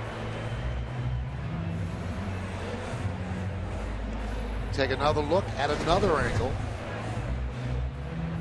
Same angle. The foot is on the bag. The ball's in the glove. The foot's still on the bag.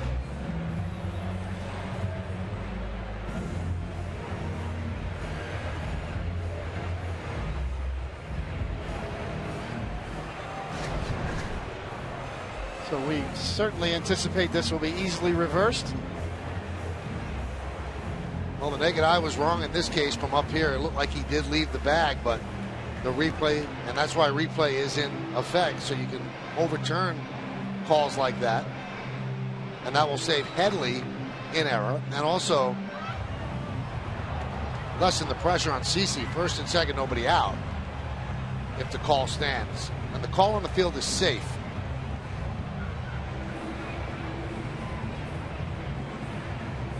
This shouldn't be that long as they talk to New York or listen. And the call has been reversed. So replay works as Escobar wraps into a 5-4 fielder's choice. Obviously a big difference in this inning too. Big out, big reversal. Yankees have given away outs the last couple of nights.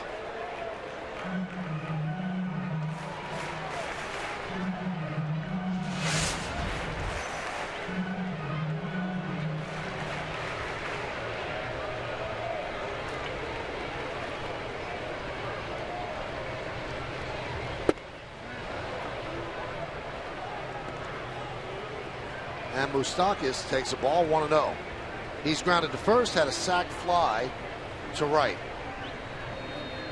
Yankees shift for Moustakas. 3 infielders on the right side, but he has been going to left a lot this year. That's why he's hitting .331. There's a strike.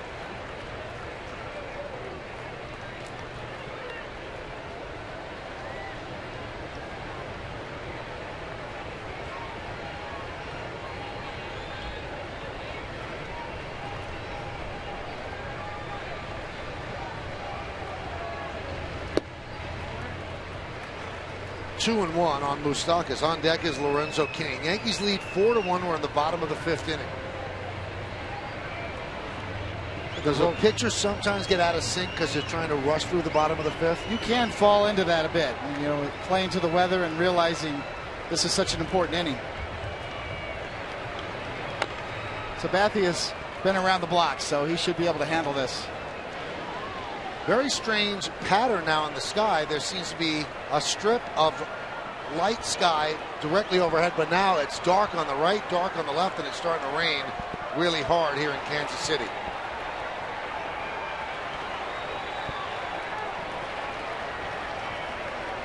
And they are going to call the grounds crew out to talk. The crew chief is the third base umpire, Bill Welke.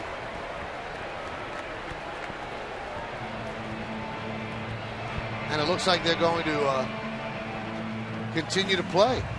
I don't know that I've ever seen that, Michael. Either it's raining too hard to play or it's not. I guess he was asking some sort of weather forecast in the middle of an inning from the grounds crew head.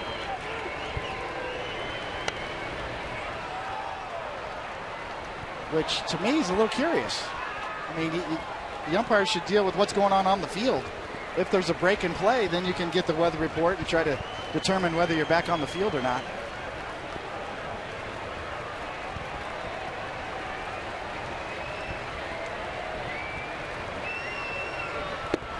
Also a little curious, obviously the grounds crew work for the Royals.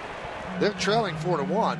It behooves the Royals at this game stop, collect, and then maybe a lengthy delay, and you have CC Sabathia out of the ball game, who's pitched well tonight. It is really coming down. 3-2. Can the Yankees turn 2? Oh, wet ball is bobbled by Pirela. He throws the ball high. So that's an E4 by Pirela.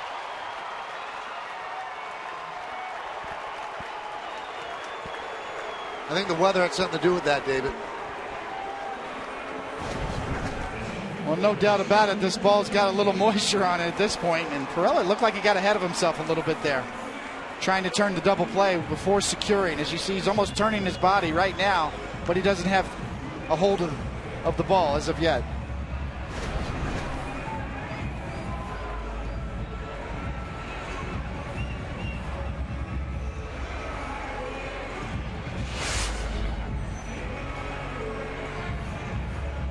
Rain has lightened a bit.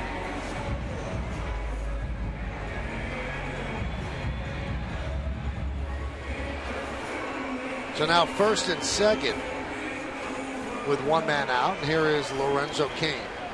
And yet another out given up by the Yankees.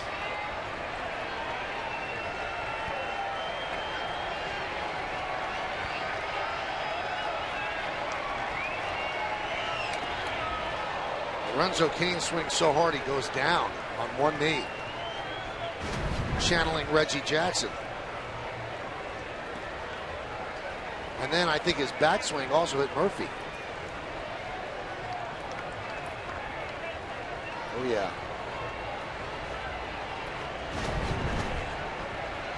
Does that tick off a pitcher, guy swinging that hard?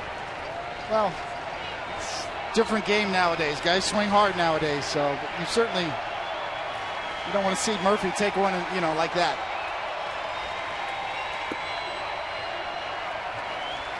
One and one.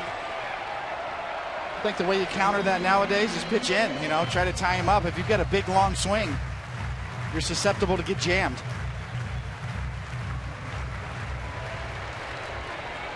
Sabathia doing such a good job of pitching right-handed batters in.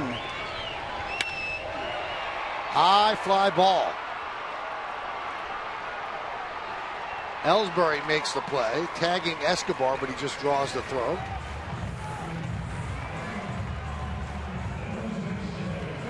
Another jam shot, another good pitch. Sabathia over the last two starts has really established into right-handed batters. We mentioned so far he's kind of struggled. This is a good pitch. Just ties him up. As you see, Cain is jammed. He's beat on that pitch. All he can do is pop it up. That's the difference for Sabathia against right-handed batters.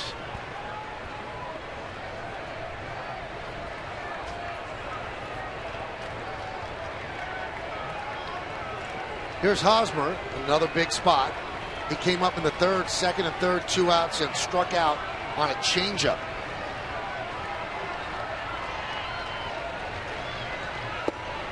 And a strike.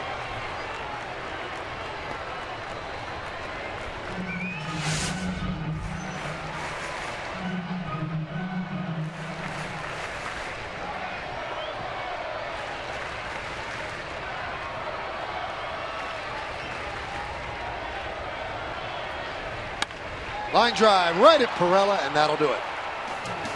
No runs, a hit, 1 error, and 2 men left on base. 5 in the books. It's an official game. Yankees lead 4-1.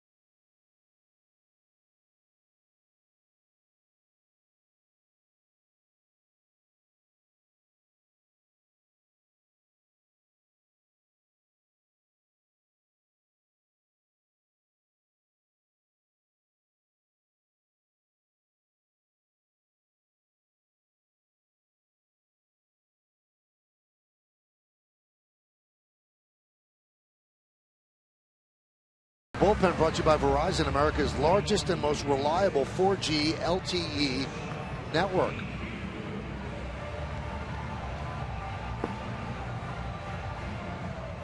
The out-of-town scores are brought to you by the Dodge Drive and Discover event. Minnesota beat Tampa Bay 6-4. Detroit in 10 innings beat St. Louis 4-3. Baltimore's leading the Angels 1-0 top of the fifth. Mets with a 10-run fifth inning lead Milwaukee 11-1. Toronto 3-2 over Houston, bottom of the sixth, and Cleveland 5, Texas 4 in the bottom of the third. And it is Joe Blanton who comes on in relief of Danny Duffy. That's what he's done at AAA Omaha. And Stephen Drew leads off. Yankees lead 4-1. Blanton has not appeared in a major league game since September 3rd of 2013.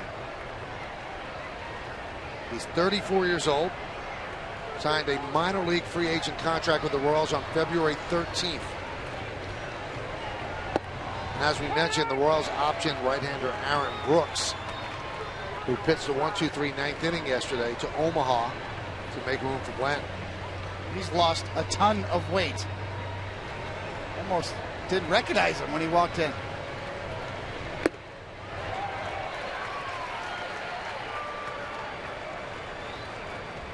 He's always had good control. Strike thrower. He definitely can give the Royals depth of the rotation.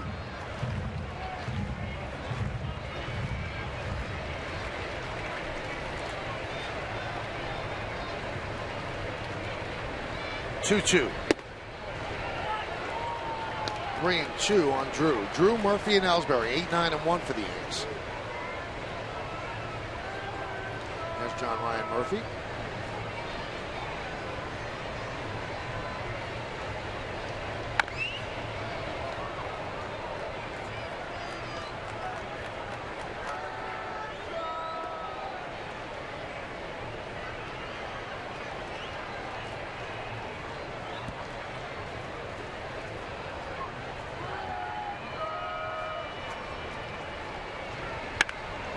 Driven deep to right center field, giving chase Lorenzo Cain. That ball is going to be off the wall. Drew is at second with a leadoff double. His second hit of the night.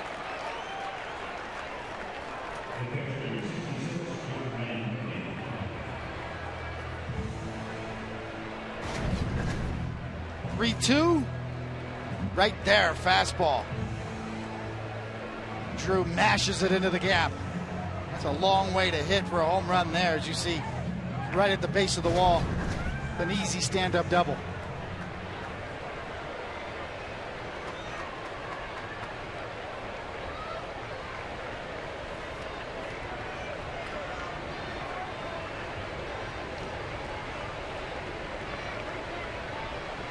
Lanton deals to Murphy, who's bunting.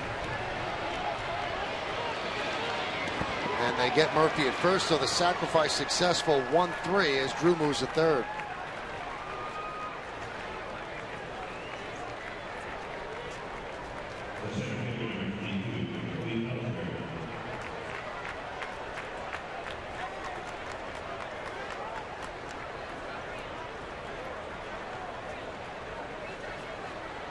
It's going to give Ellsbury a chance to pick up an RBI here, and the Royals are going to obviously have to bring their infield in.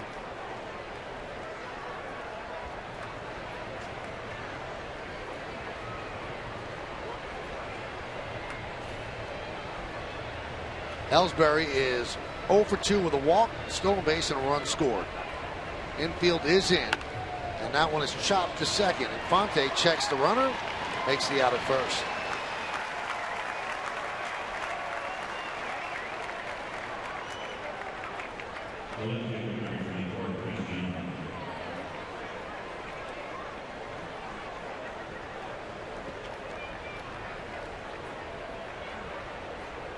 That'll bring up Chris Young.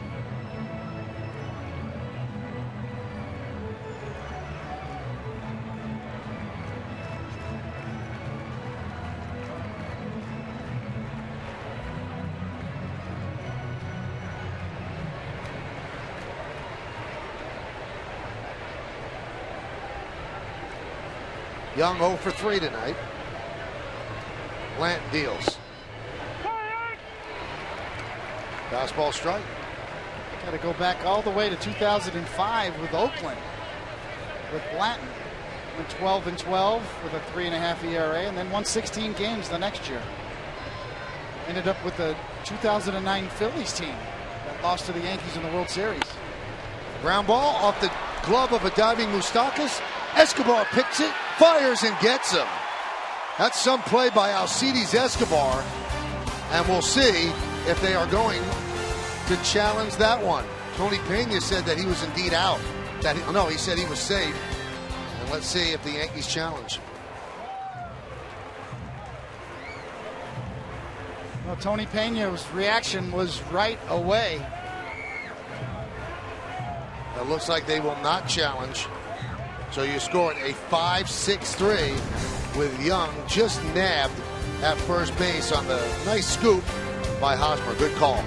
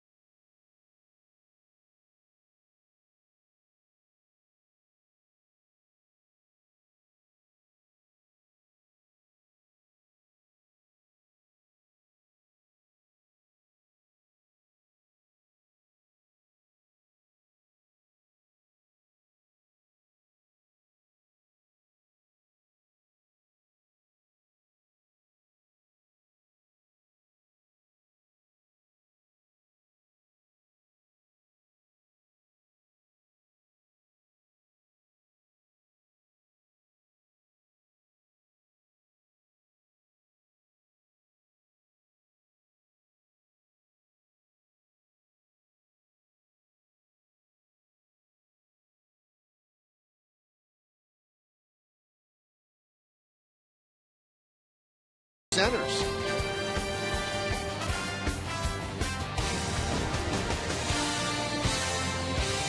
Well, we concentrate on the play at first, David, but what a play by Escobar. Quick thinking as the ball carried off the glove of Moustakas and then showing a great arm to get Chris Young, who was running hard down the line, and that saved a run. It really did, and Escobar, probably the best defensive shortstop in this league. He's a kid in Atlanta. That's pretty good, too. But this is a ricochet. You've got to change direction all in one motion and have the arm strength to do it. And Hosmer with a nice scoop at the end. Through 5 innings, CC's thrown 71 pitches, 52 strikes. He will deal to Kendrys Morales. And there's a strike. CC trying to win 2 in a row.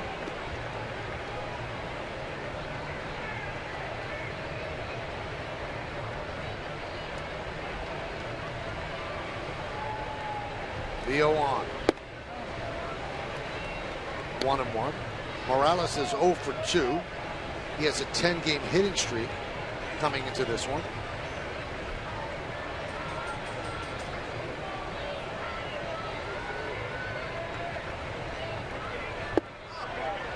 Way out in front. Count 1-2.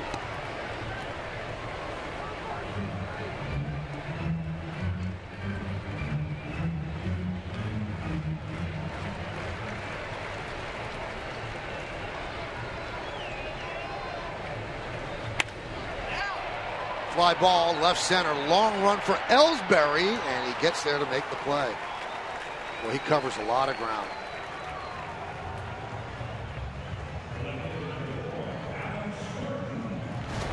Yeah, so does Young. As you can see, this is splitting the gap, and both Young and Ellsbury at full speed, and a good job by Young to pull off right at the last minute. Veer to the left. That was looking ugly there for a minute, but good reaction from Young, and Ellsbury covering ground.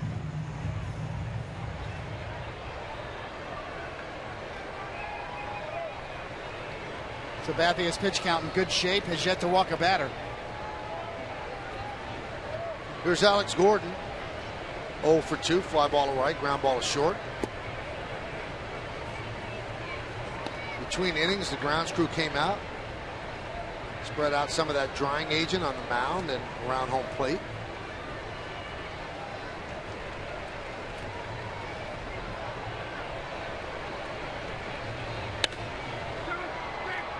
Popped up, shallow right. Beltran makes the play. 2 down.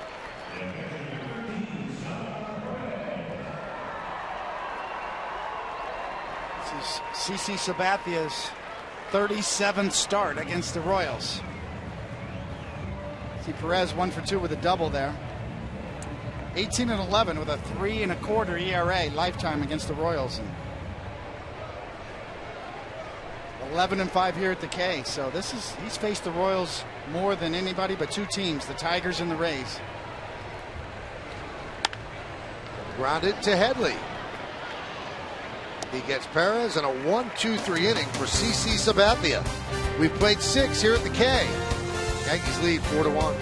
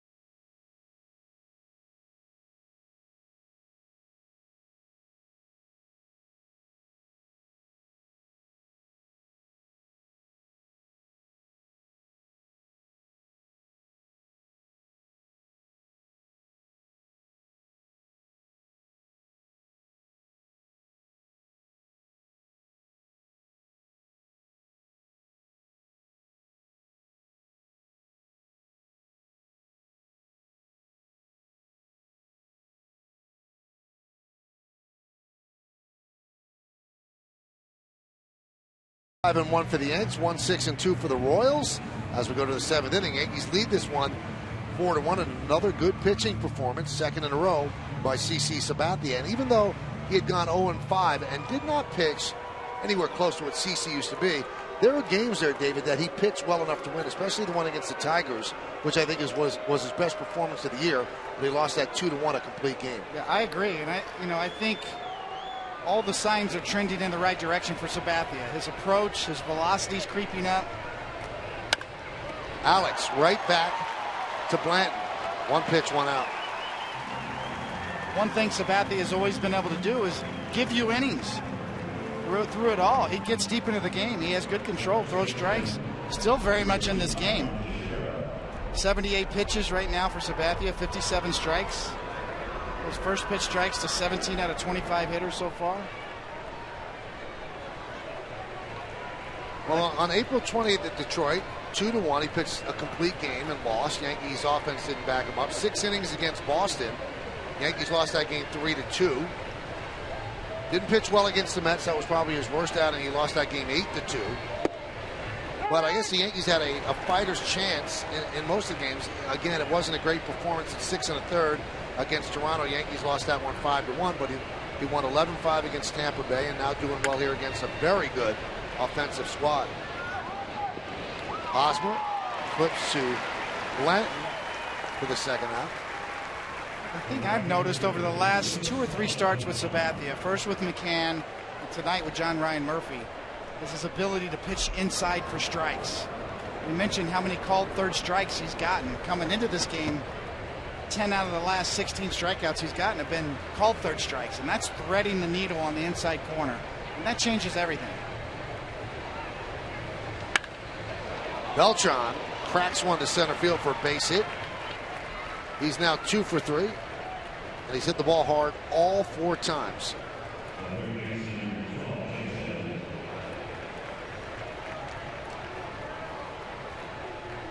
Very aggressive, too. Beltran swinging early in the count. First pitch hacking with success.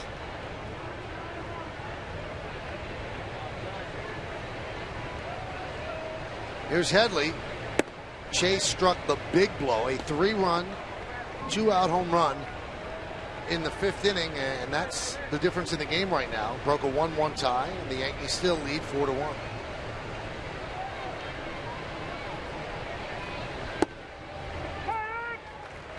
One and one. 3-2 changeup. Screaming hit me.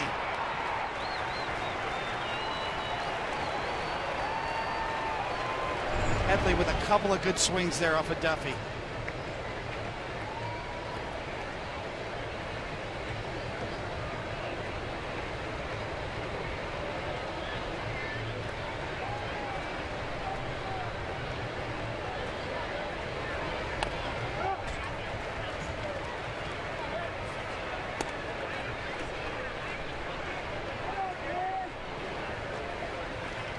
Now, the 2 hits for Beltran tonight give him a total of 2,350 in his career, and 899 of them came with the Royals, 122 now with the Yanks. Grounded to first, off of Hosmer. Infante will toss back to Hosmer, so you score that 3-4-3. They must practice that during spring training. First against Young, this time against Headley. No runs a hit and nobody left. 7th inning stretch time.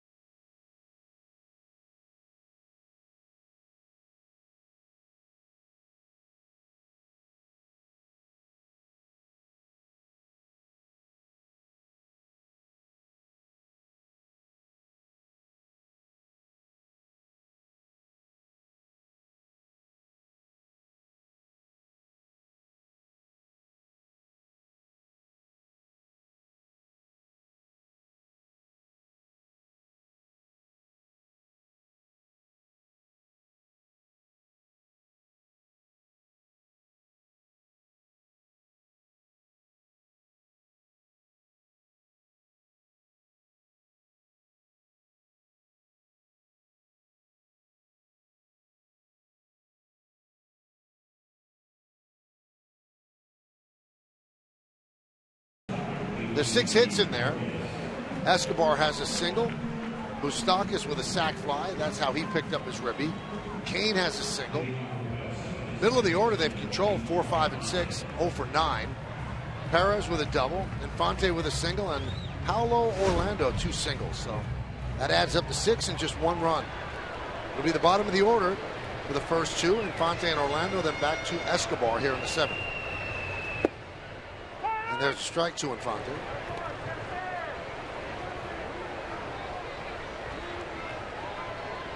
Yankees have made some defensive changes, and we'll get them to you as we move along.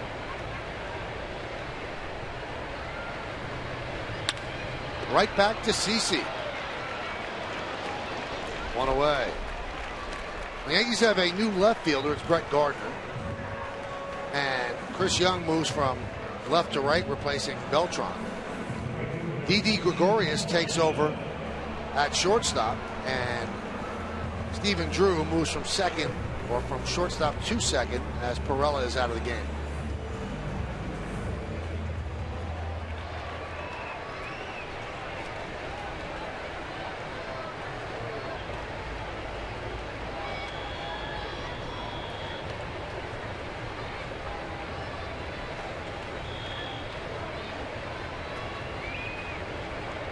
See some lightning in left field as that one goes off the glove of John Ryan Murphy.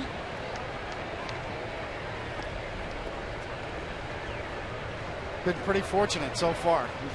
It looked like several times this game was going to be halted.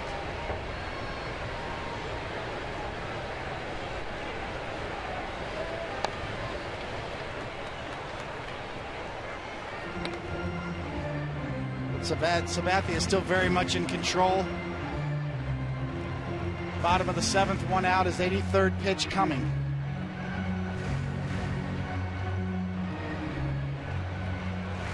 Sabathia, a very efficient pitcher.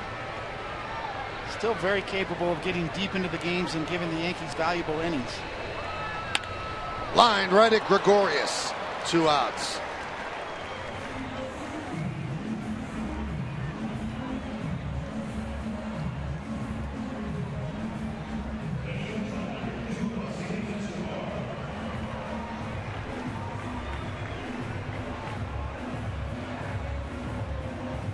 Sabathia's had some quick innings, too, to his benefit. Just 6 pitches in the 2nd inning, 10 in the 4th, and only 7 in the 6th.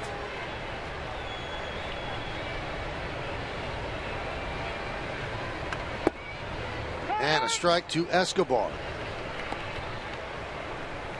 Yankees trying to snap a 4-game losing streak. And so far, Sabathia has stepped up.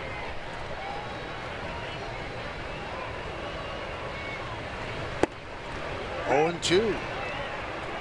He is locked in tonight. Excellent 2-seamer right there, running back to the inside corner. Big pitch that Sabathia is really getting a feel for it. He's throwing more fastballs in the 90s than he has in the 80s, so clearly his velocity's up a tick. Plenty of stuff to win baseball games.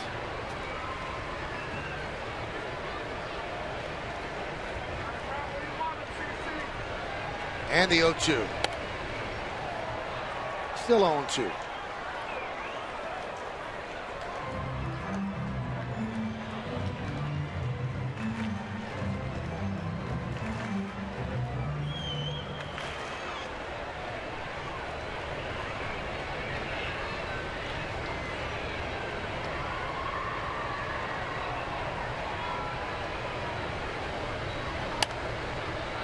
Again fouled away.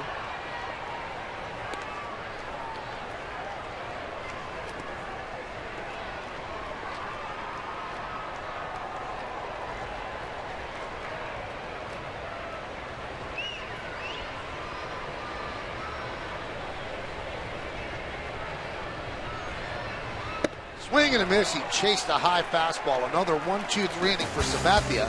He's retired 8 in a row. We played 7 in KC. Yankees lead 4-1.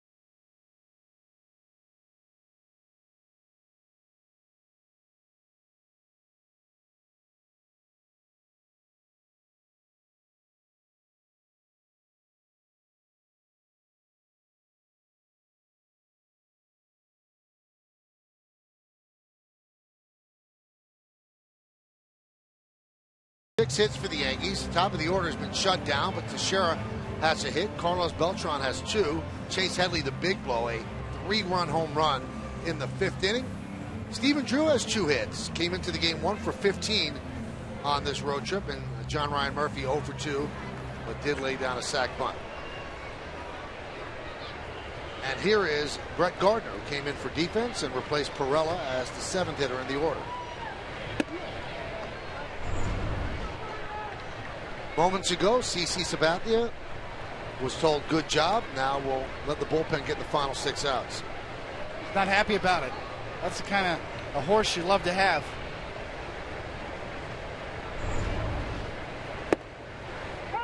Now, as we look out to the bullpen, David, no one's warming up for the Yankees, so I wonder if CC politicked his way into pitching the 8th. It's quite possible. We don't know exactly what was said in the dugout. But Girardi shook his hand, and that's usually the sign. But we'll keep an eye on the pen as this top of the inning unfolds. You would think that someone would be throwing by now. Sabathia with just 87 pitches, 65 strikes. Sometimes relievers will wait until there's 1 or 2 outs.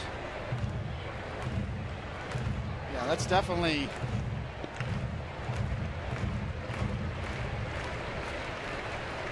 Also put on the jacket, too, which means that he's expecting to pitch the 8th. Yeah, I mean, a lot of times relievers will wait until there's 1 or 2 outs to start warming up. They don't need as much time. Well, there's 1 out now, and no one's throwing a pitch out there. Now, Dylan Betances starts the warm-up with a piece of gum.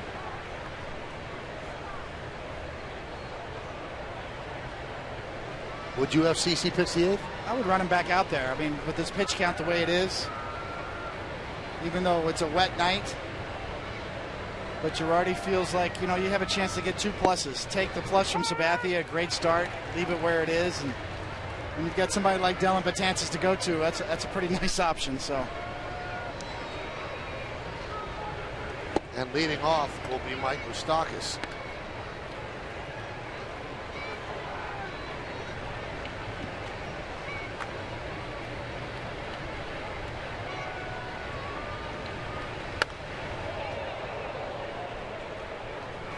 Obviously, I have a starter's mentality. I'm a little biased towards the starters. And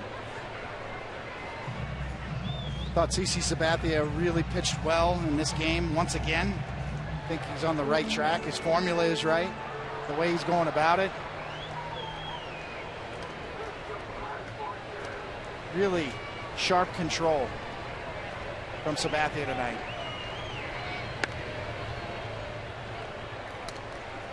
Still 6 outs to go, but tomorrow should be interesting as well as we get our first look at Chris Capuano. And what they did was they moved Eovaldi from tomorrow to Tuesday. And it was really good thinking because Capuano's been suffering from a quad injury. And Girardi did not want him pitching against the Nationals and having to run the bases. So he's ready to go. This way it gives Eovaldi extra couple of days of rest, which is always good for a pitcher. And we'll see Chris Capuano for the first time as he comes off the DL tomorrow. Eovaldi obviously very familiar with the Nationals, pitching for the Marlins all those years. Popped up. Moustakas makes the play. You have more on Capuano, Meredith? Well, Michael, obviously he's very excited to get back out on the mound. He had pitched very well during spring training, came up with that quad injury, and he was asked today whether or not he thought it would take him this long to get back. And he said the severity of that injury and realizing once he was shut down, he'd eventually have to start from square one as far as spring training and building up that arm strength was concerned. So he did think it would take some time. But he told me in his last start with the AAA team that he really started to feel something later in the game, like the control clicked for him out there on the mound and really started to feel good about the way that he threw. He threw 70-plus pitches in that one, then went out to the bullpen, threw another simulated inning there. So he said tomorrow should not be a problem for him to give him about 100 pitches. And that one is lined. Pass to diving Escobar into left center field, a base hit for Murphy. Now, this is such a powerful lineup that he's going to face. You think, I don't want to give a pejorative term like junk baller, but Chris doesn't throw that hard. Is that more effective against a team like this than a hard thrower like Eovaldi? It's possible. A lefty, maybe also with the Royals running game, maybe being able to look at first base at the stretch, might have a better opportunity to shut down the running game, although Eovaldi's very good at that as well for a right-handed pitcher. I think it is what it is. He doesn't want Capuano running the bases in the National League style game. I think that's reason enough. And another big decision that Girardi's going to have to make in the National League City. Where are you going to play A-Rod? They pretty much said he's not playing third anymore, so that means A-Rod will be a pinch hitter for 2 games. And that's a big bat out of the lineup.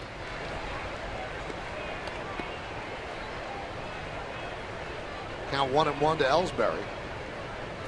Jacoby tonight is 0 for 3 with a walk and a run scored and a stolen base. Pinch hitters are important in the National League style game, so Alex will get some at-bats, probably in key situations, once the pitcher gets pinch hit for. In close games, that could be a very important at-bat, that first pinch hitter off the bench. Well, tonight, the Yankees trying to snap this 4-game losing streak. Grounded up the middle, grabbed there by Infante, flips to second, and they get the out. What a play by Omar Infante. Flipped with the glove, and Escobar held on and kept his foot on the bag for the final out. Well, that's on the highlight reel. He actually caught it barehanded and kept his foot on the bag as we will go to the bottom of the 8th.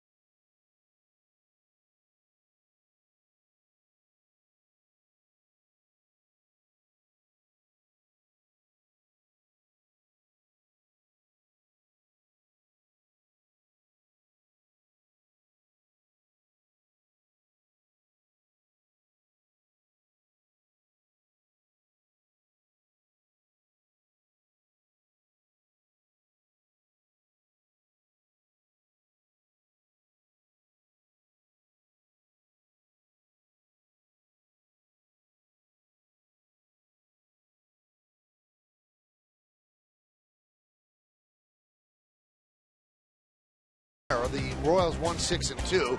CC goes 7, 6 hits, 1 run, didn't walk a batter, struck out 5. Headley, the big blow, broke open a 1-1 game with a 3-run, 2-out home run in the 5th inning.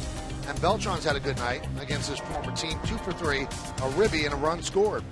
So the Yankees do not let Sabathia come out to pitch the 8th as Girardi makes the call to the bullpen, brought to you by Verizon, America's largest and most reliable 4G LTE network.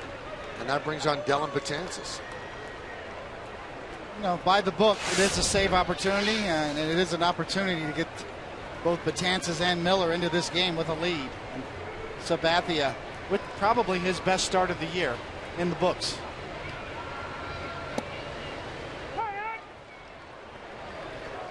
Sabathia with a 66 on his game score, which is the highest he's had all year in any of his starts. Game score is a point system developed by Bill James, kind of the guru of sabermetrics. That one is chopped to Gregorius. One away. It's a pretty easy system, Michael. You start out with 50 points. You add 1 point for each recorded out, 3 points for each inning completed, add 2 points for each inning completed after the fourth, 1 point for each strikeout, subtract 2 points for each hit, subtract 4 points for each earned run, subtract 2 points for each unearned run, and subtract 1 point for each walk. So it's a simple point system that gives you a ranking on how the pitcher pitched, namely the starting pitcher in every game. And what's the highest one you could get? 50? Like No, when you pitch start the at perfect, 50. you start at 50. You start at 50. The maximum score you could get would be 114. That would be a perfect game, striking out every hitter. Striking out every okay. That would be 114. The highest on the year, I think, Corey Kluber had a 98 in his 18 strikeout game. Sabathia with a 66 today. The average is about 51. Kane fouls it back. 98-mile-an-hour fastball. It's hard to throw those metrics out without explaining them, so thanks for bearing with me. But if you look, it's kind of like a quarterback rating in football. Right. Just a point system. It's a different way to look at a pitcher's performance. That one is popped up into right field. Drew got a great jump to run it down for the second out. Well, we heard the math. Now let's see how he pitched. Well, I thought he was excellent. Really pitched out of a jam in the third inning. Got Lorenzo Cain on the inside corner. A good changeup on a 3-2 count to Hosmer. Once again, the theme of the day between last start and this start is pitching these Royals hitters inside, up the ladder, establishing your fastball. Sabathia, excellent. Probably numerically his best start of the year. Here is Eric Hosmer. Now, one of the reasons that Betances is in here is a 4-1 game. And Sabathia could have pitched the 8th, but when you look at the last time Betances pitched, it was May 12th. So it's been 4 days, and they don't like a reliever to sit that long. And as David said, it's just a 3-run lead, so they bring him in. And the last time that Miller pitched was a day later than that on May 13th, so he hasn't pitched in 3 days. The last time we saw Miller pitch in Tampa Bay, one of the most dominating innings I've seen in a long time. 10 pitches, 3 strikeouts. Almost an immaculate inning.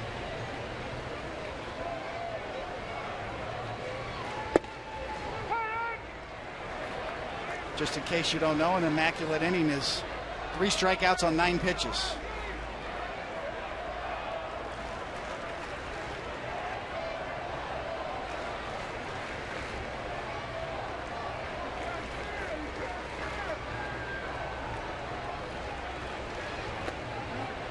I wonder if on the third strikeout of an immaculate inning, the ball gets away and the runner reaches, and then you strike out the next guy on 3 pitches. Would that be a spectacular inning? With an exclamation point, Yes. right?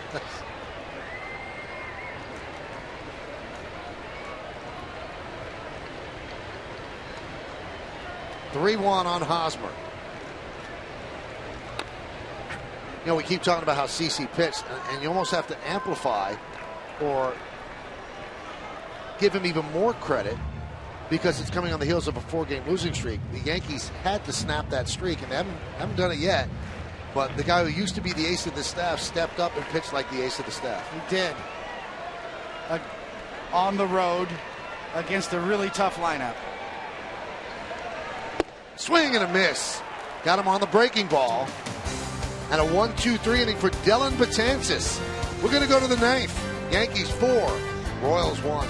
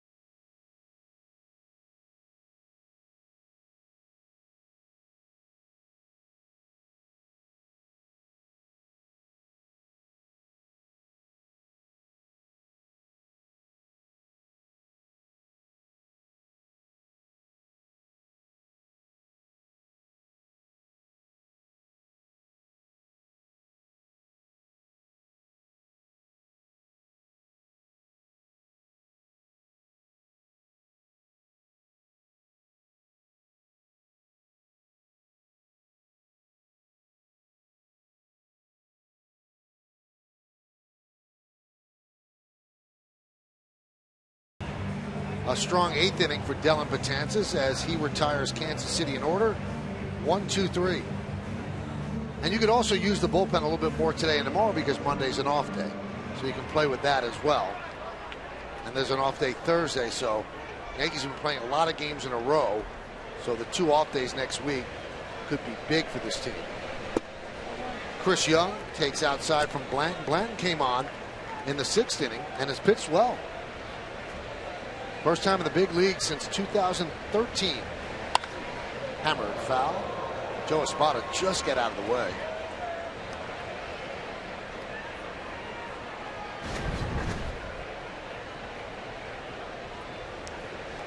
One of the reasons why coaches wear helmets now.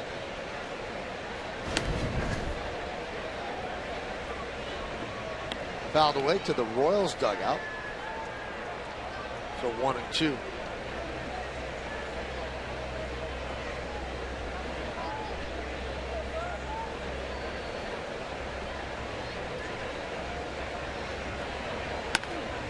Up the middle. Infante bare hands and fires. David, they're showing off up the middle here. Tips his cap.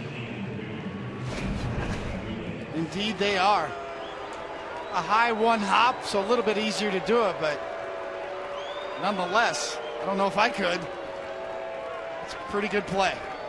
Not sure if he needed to barehand that ball, but good showmanship.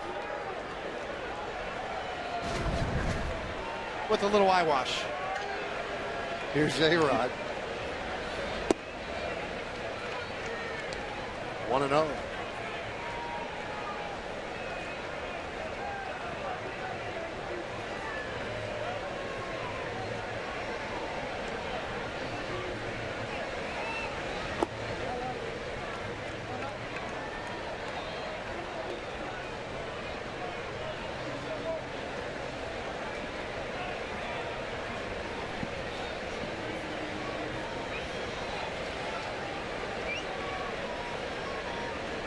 The 2-0. High fly ball, right center. Going back, Kane looking up. See ya! Home run for Alex Rodriguez. As the Yankees now lead 5-1. He goes opposite field for his 10th home run of the year.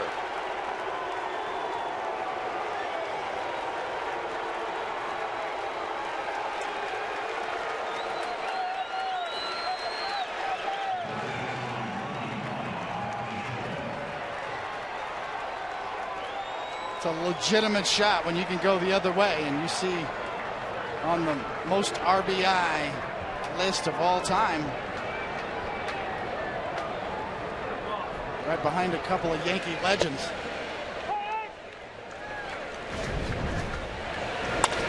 That ball really carried, David. Yes, it did. Legitimate opposite field to the deep part of the gap here at the K.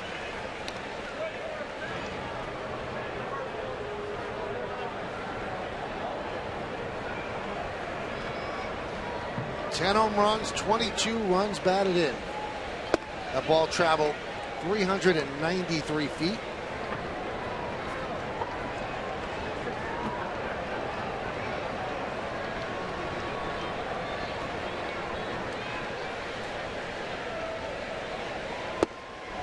And Teixeira down looking for the second out. Well, do they bring in Miller now that it's not a safe situation?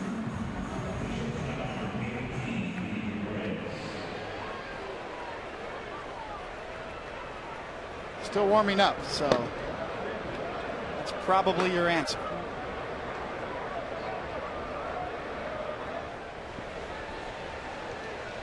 Here's Gregorius for his first at bat. And he hammers one down the right field line, a base hit. That'll go into the corner. Playing it out there is Orlando, and Gregorius is at second with a double.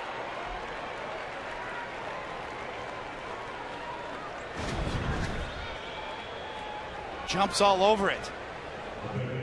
Blanton's fastball drifts out over the plate. Gregorius on top of it down the line.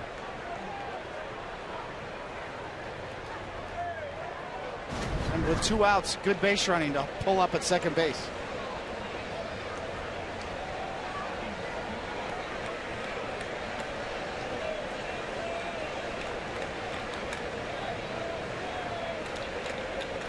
Here's Headley. His 3-run home run gave the Yankees a 4-1 lead. Now it's 5-1 thanks to A-Rod's blast.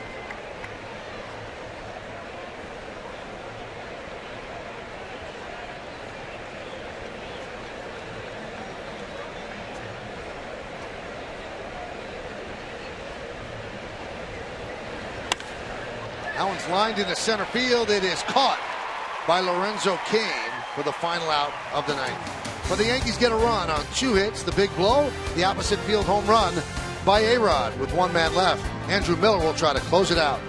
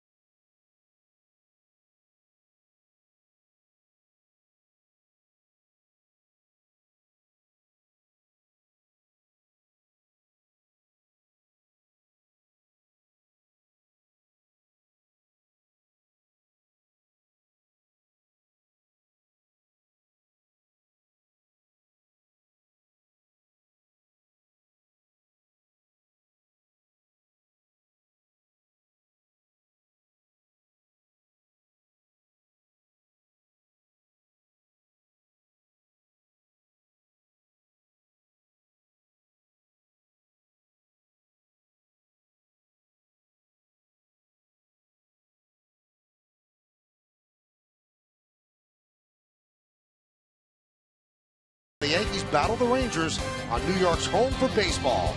Picks 11.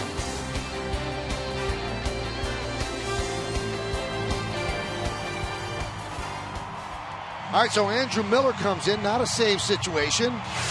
But as we mentioned, Monday and off day, also riding a 4-game losing streak. You want to make sure you close it out. So they bring in Miller, who has been, well, what those numbers say, pretty darn perfect. Hendrys Morales takes low and inside.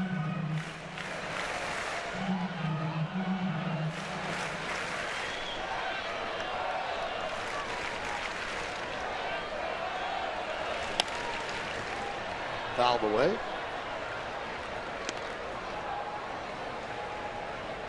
The life of a short reliever. Some days you're needed 3-4 days in a row, and other days you sit for a week. So Miller certainly due for work.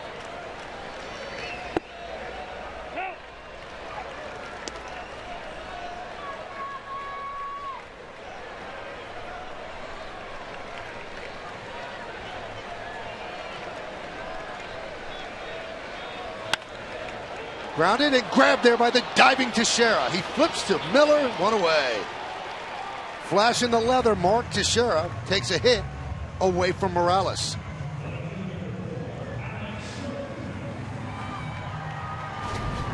Now this is the hard way too, across his body. Great range, Miller where he's supposed to be. Right-handed first baseman, more difficult going in the hole on the backhand.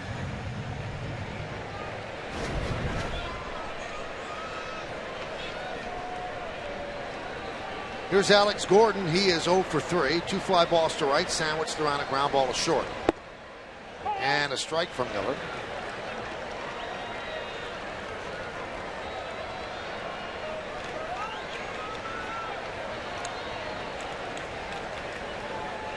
Shift is on for Gordon. 3 infielders on the right side. And the count 0-2.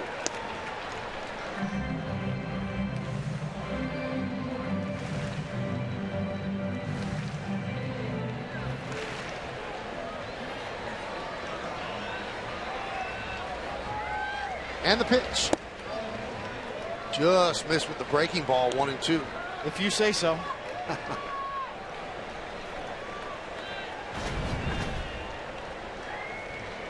Murphy having to reach across the plate after having set up away.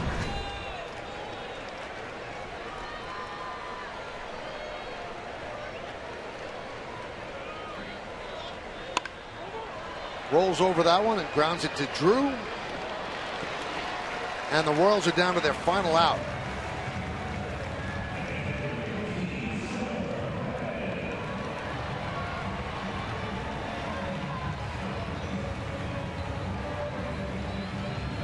And that'll bring up Salvador Perez. The thing about Miller and Betances, for that matter, is how efficient they are. For power guys, they get a lot of strikeouts. Miller has several outings like this: 8 pitches, 9 pitches, 2 strikeouts, 1 strikeout. Same for Betances.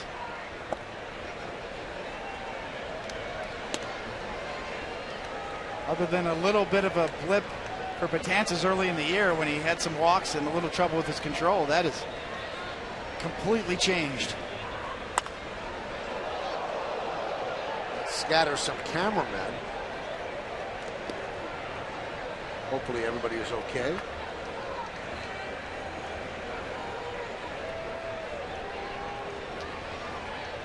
So the count 1-1.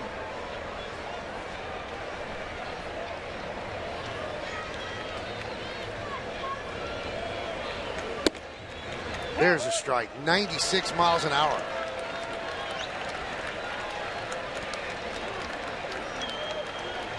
Did that get Meredith? It was close, Michael. I thought I lost my first step, but apparently I still have it.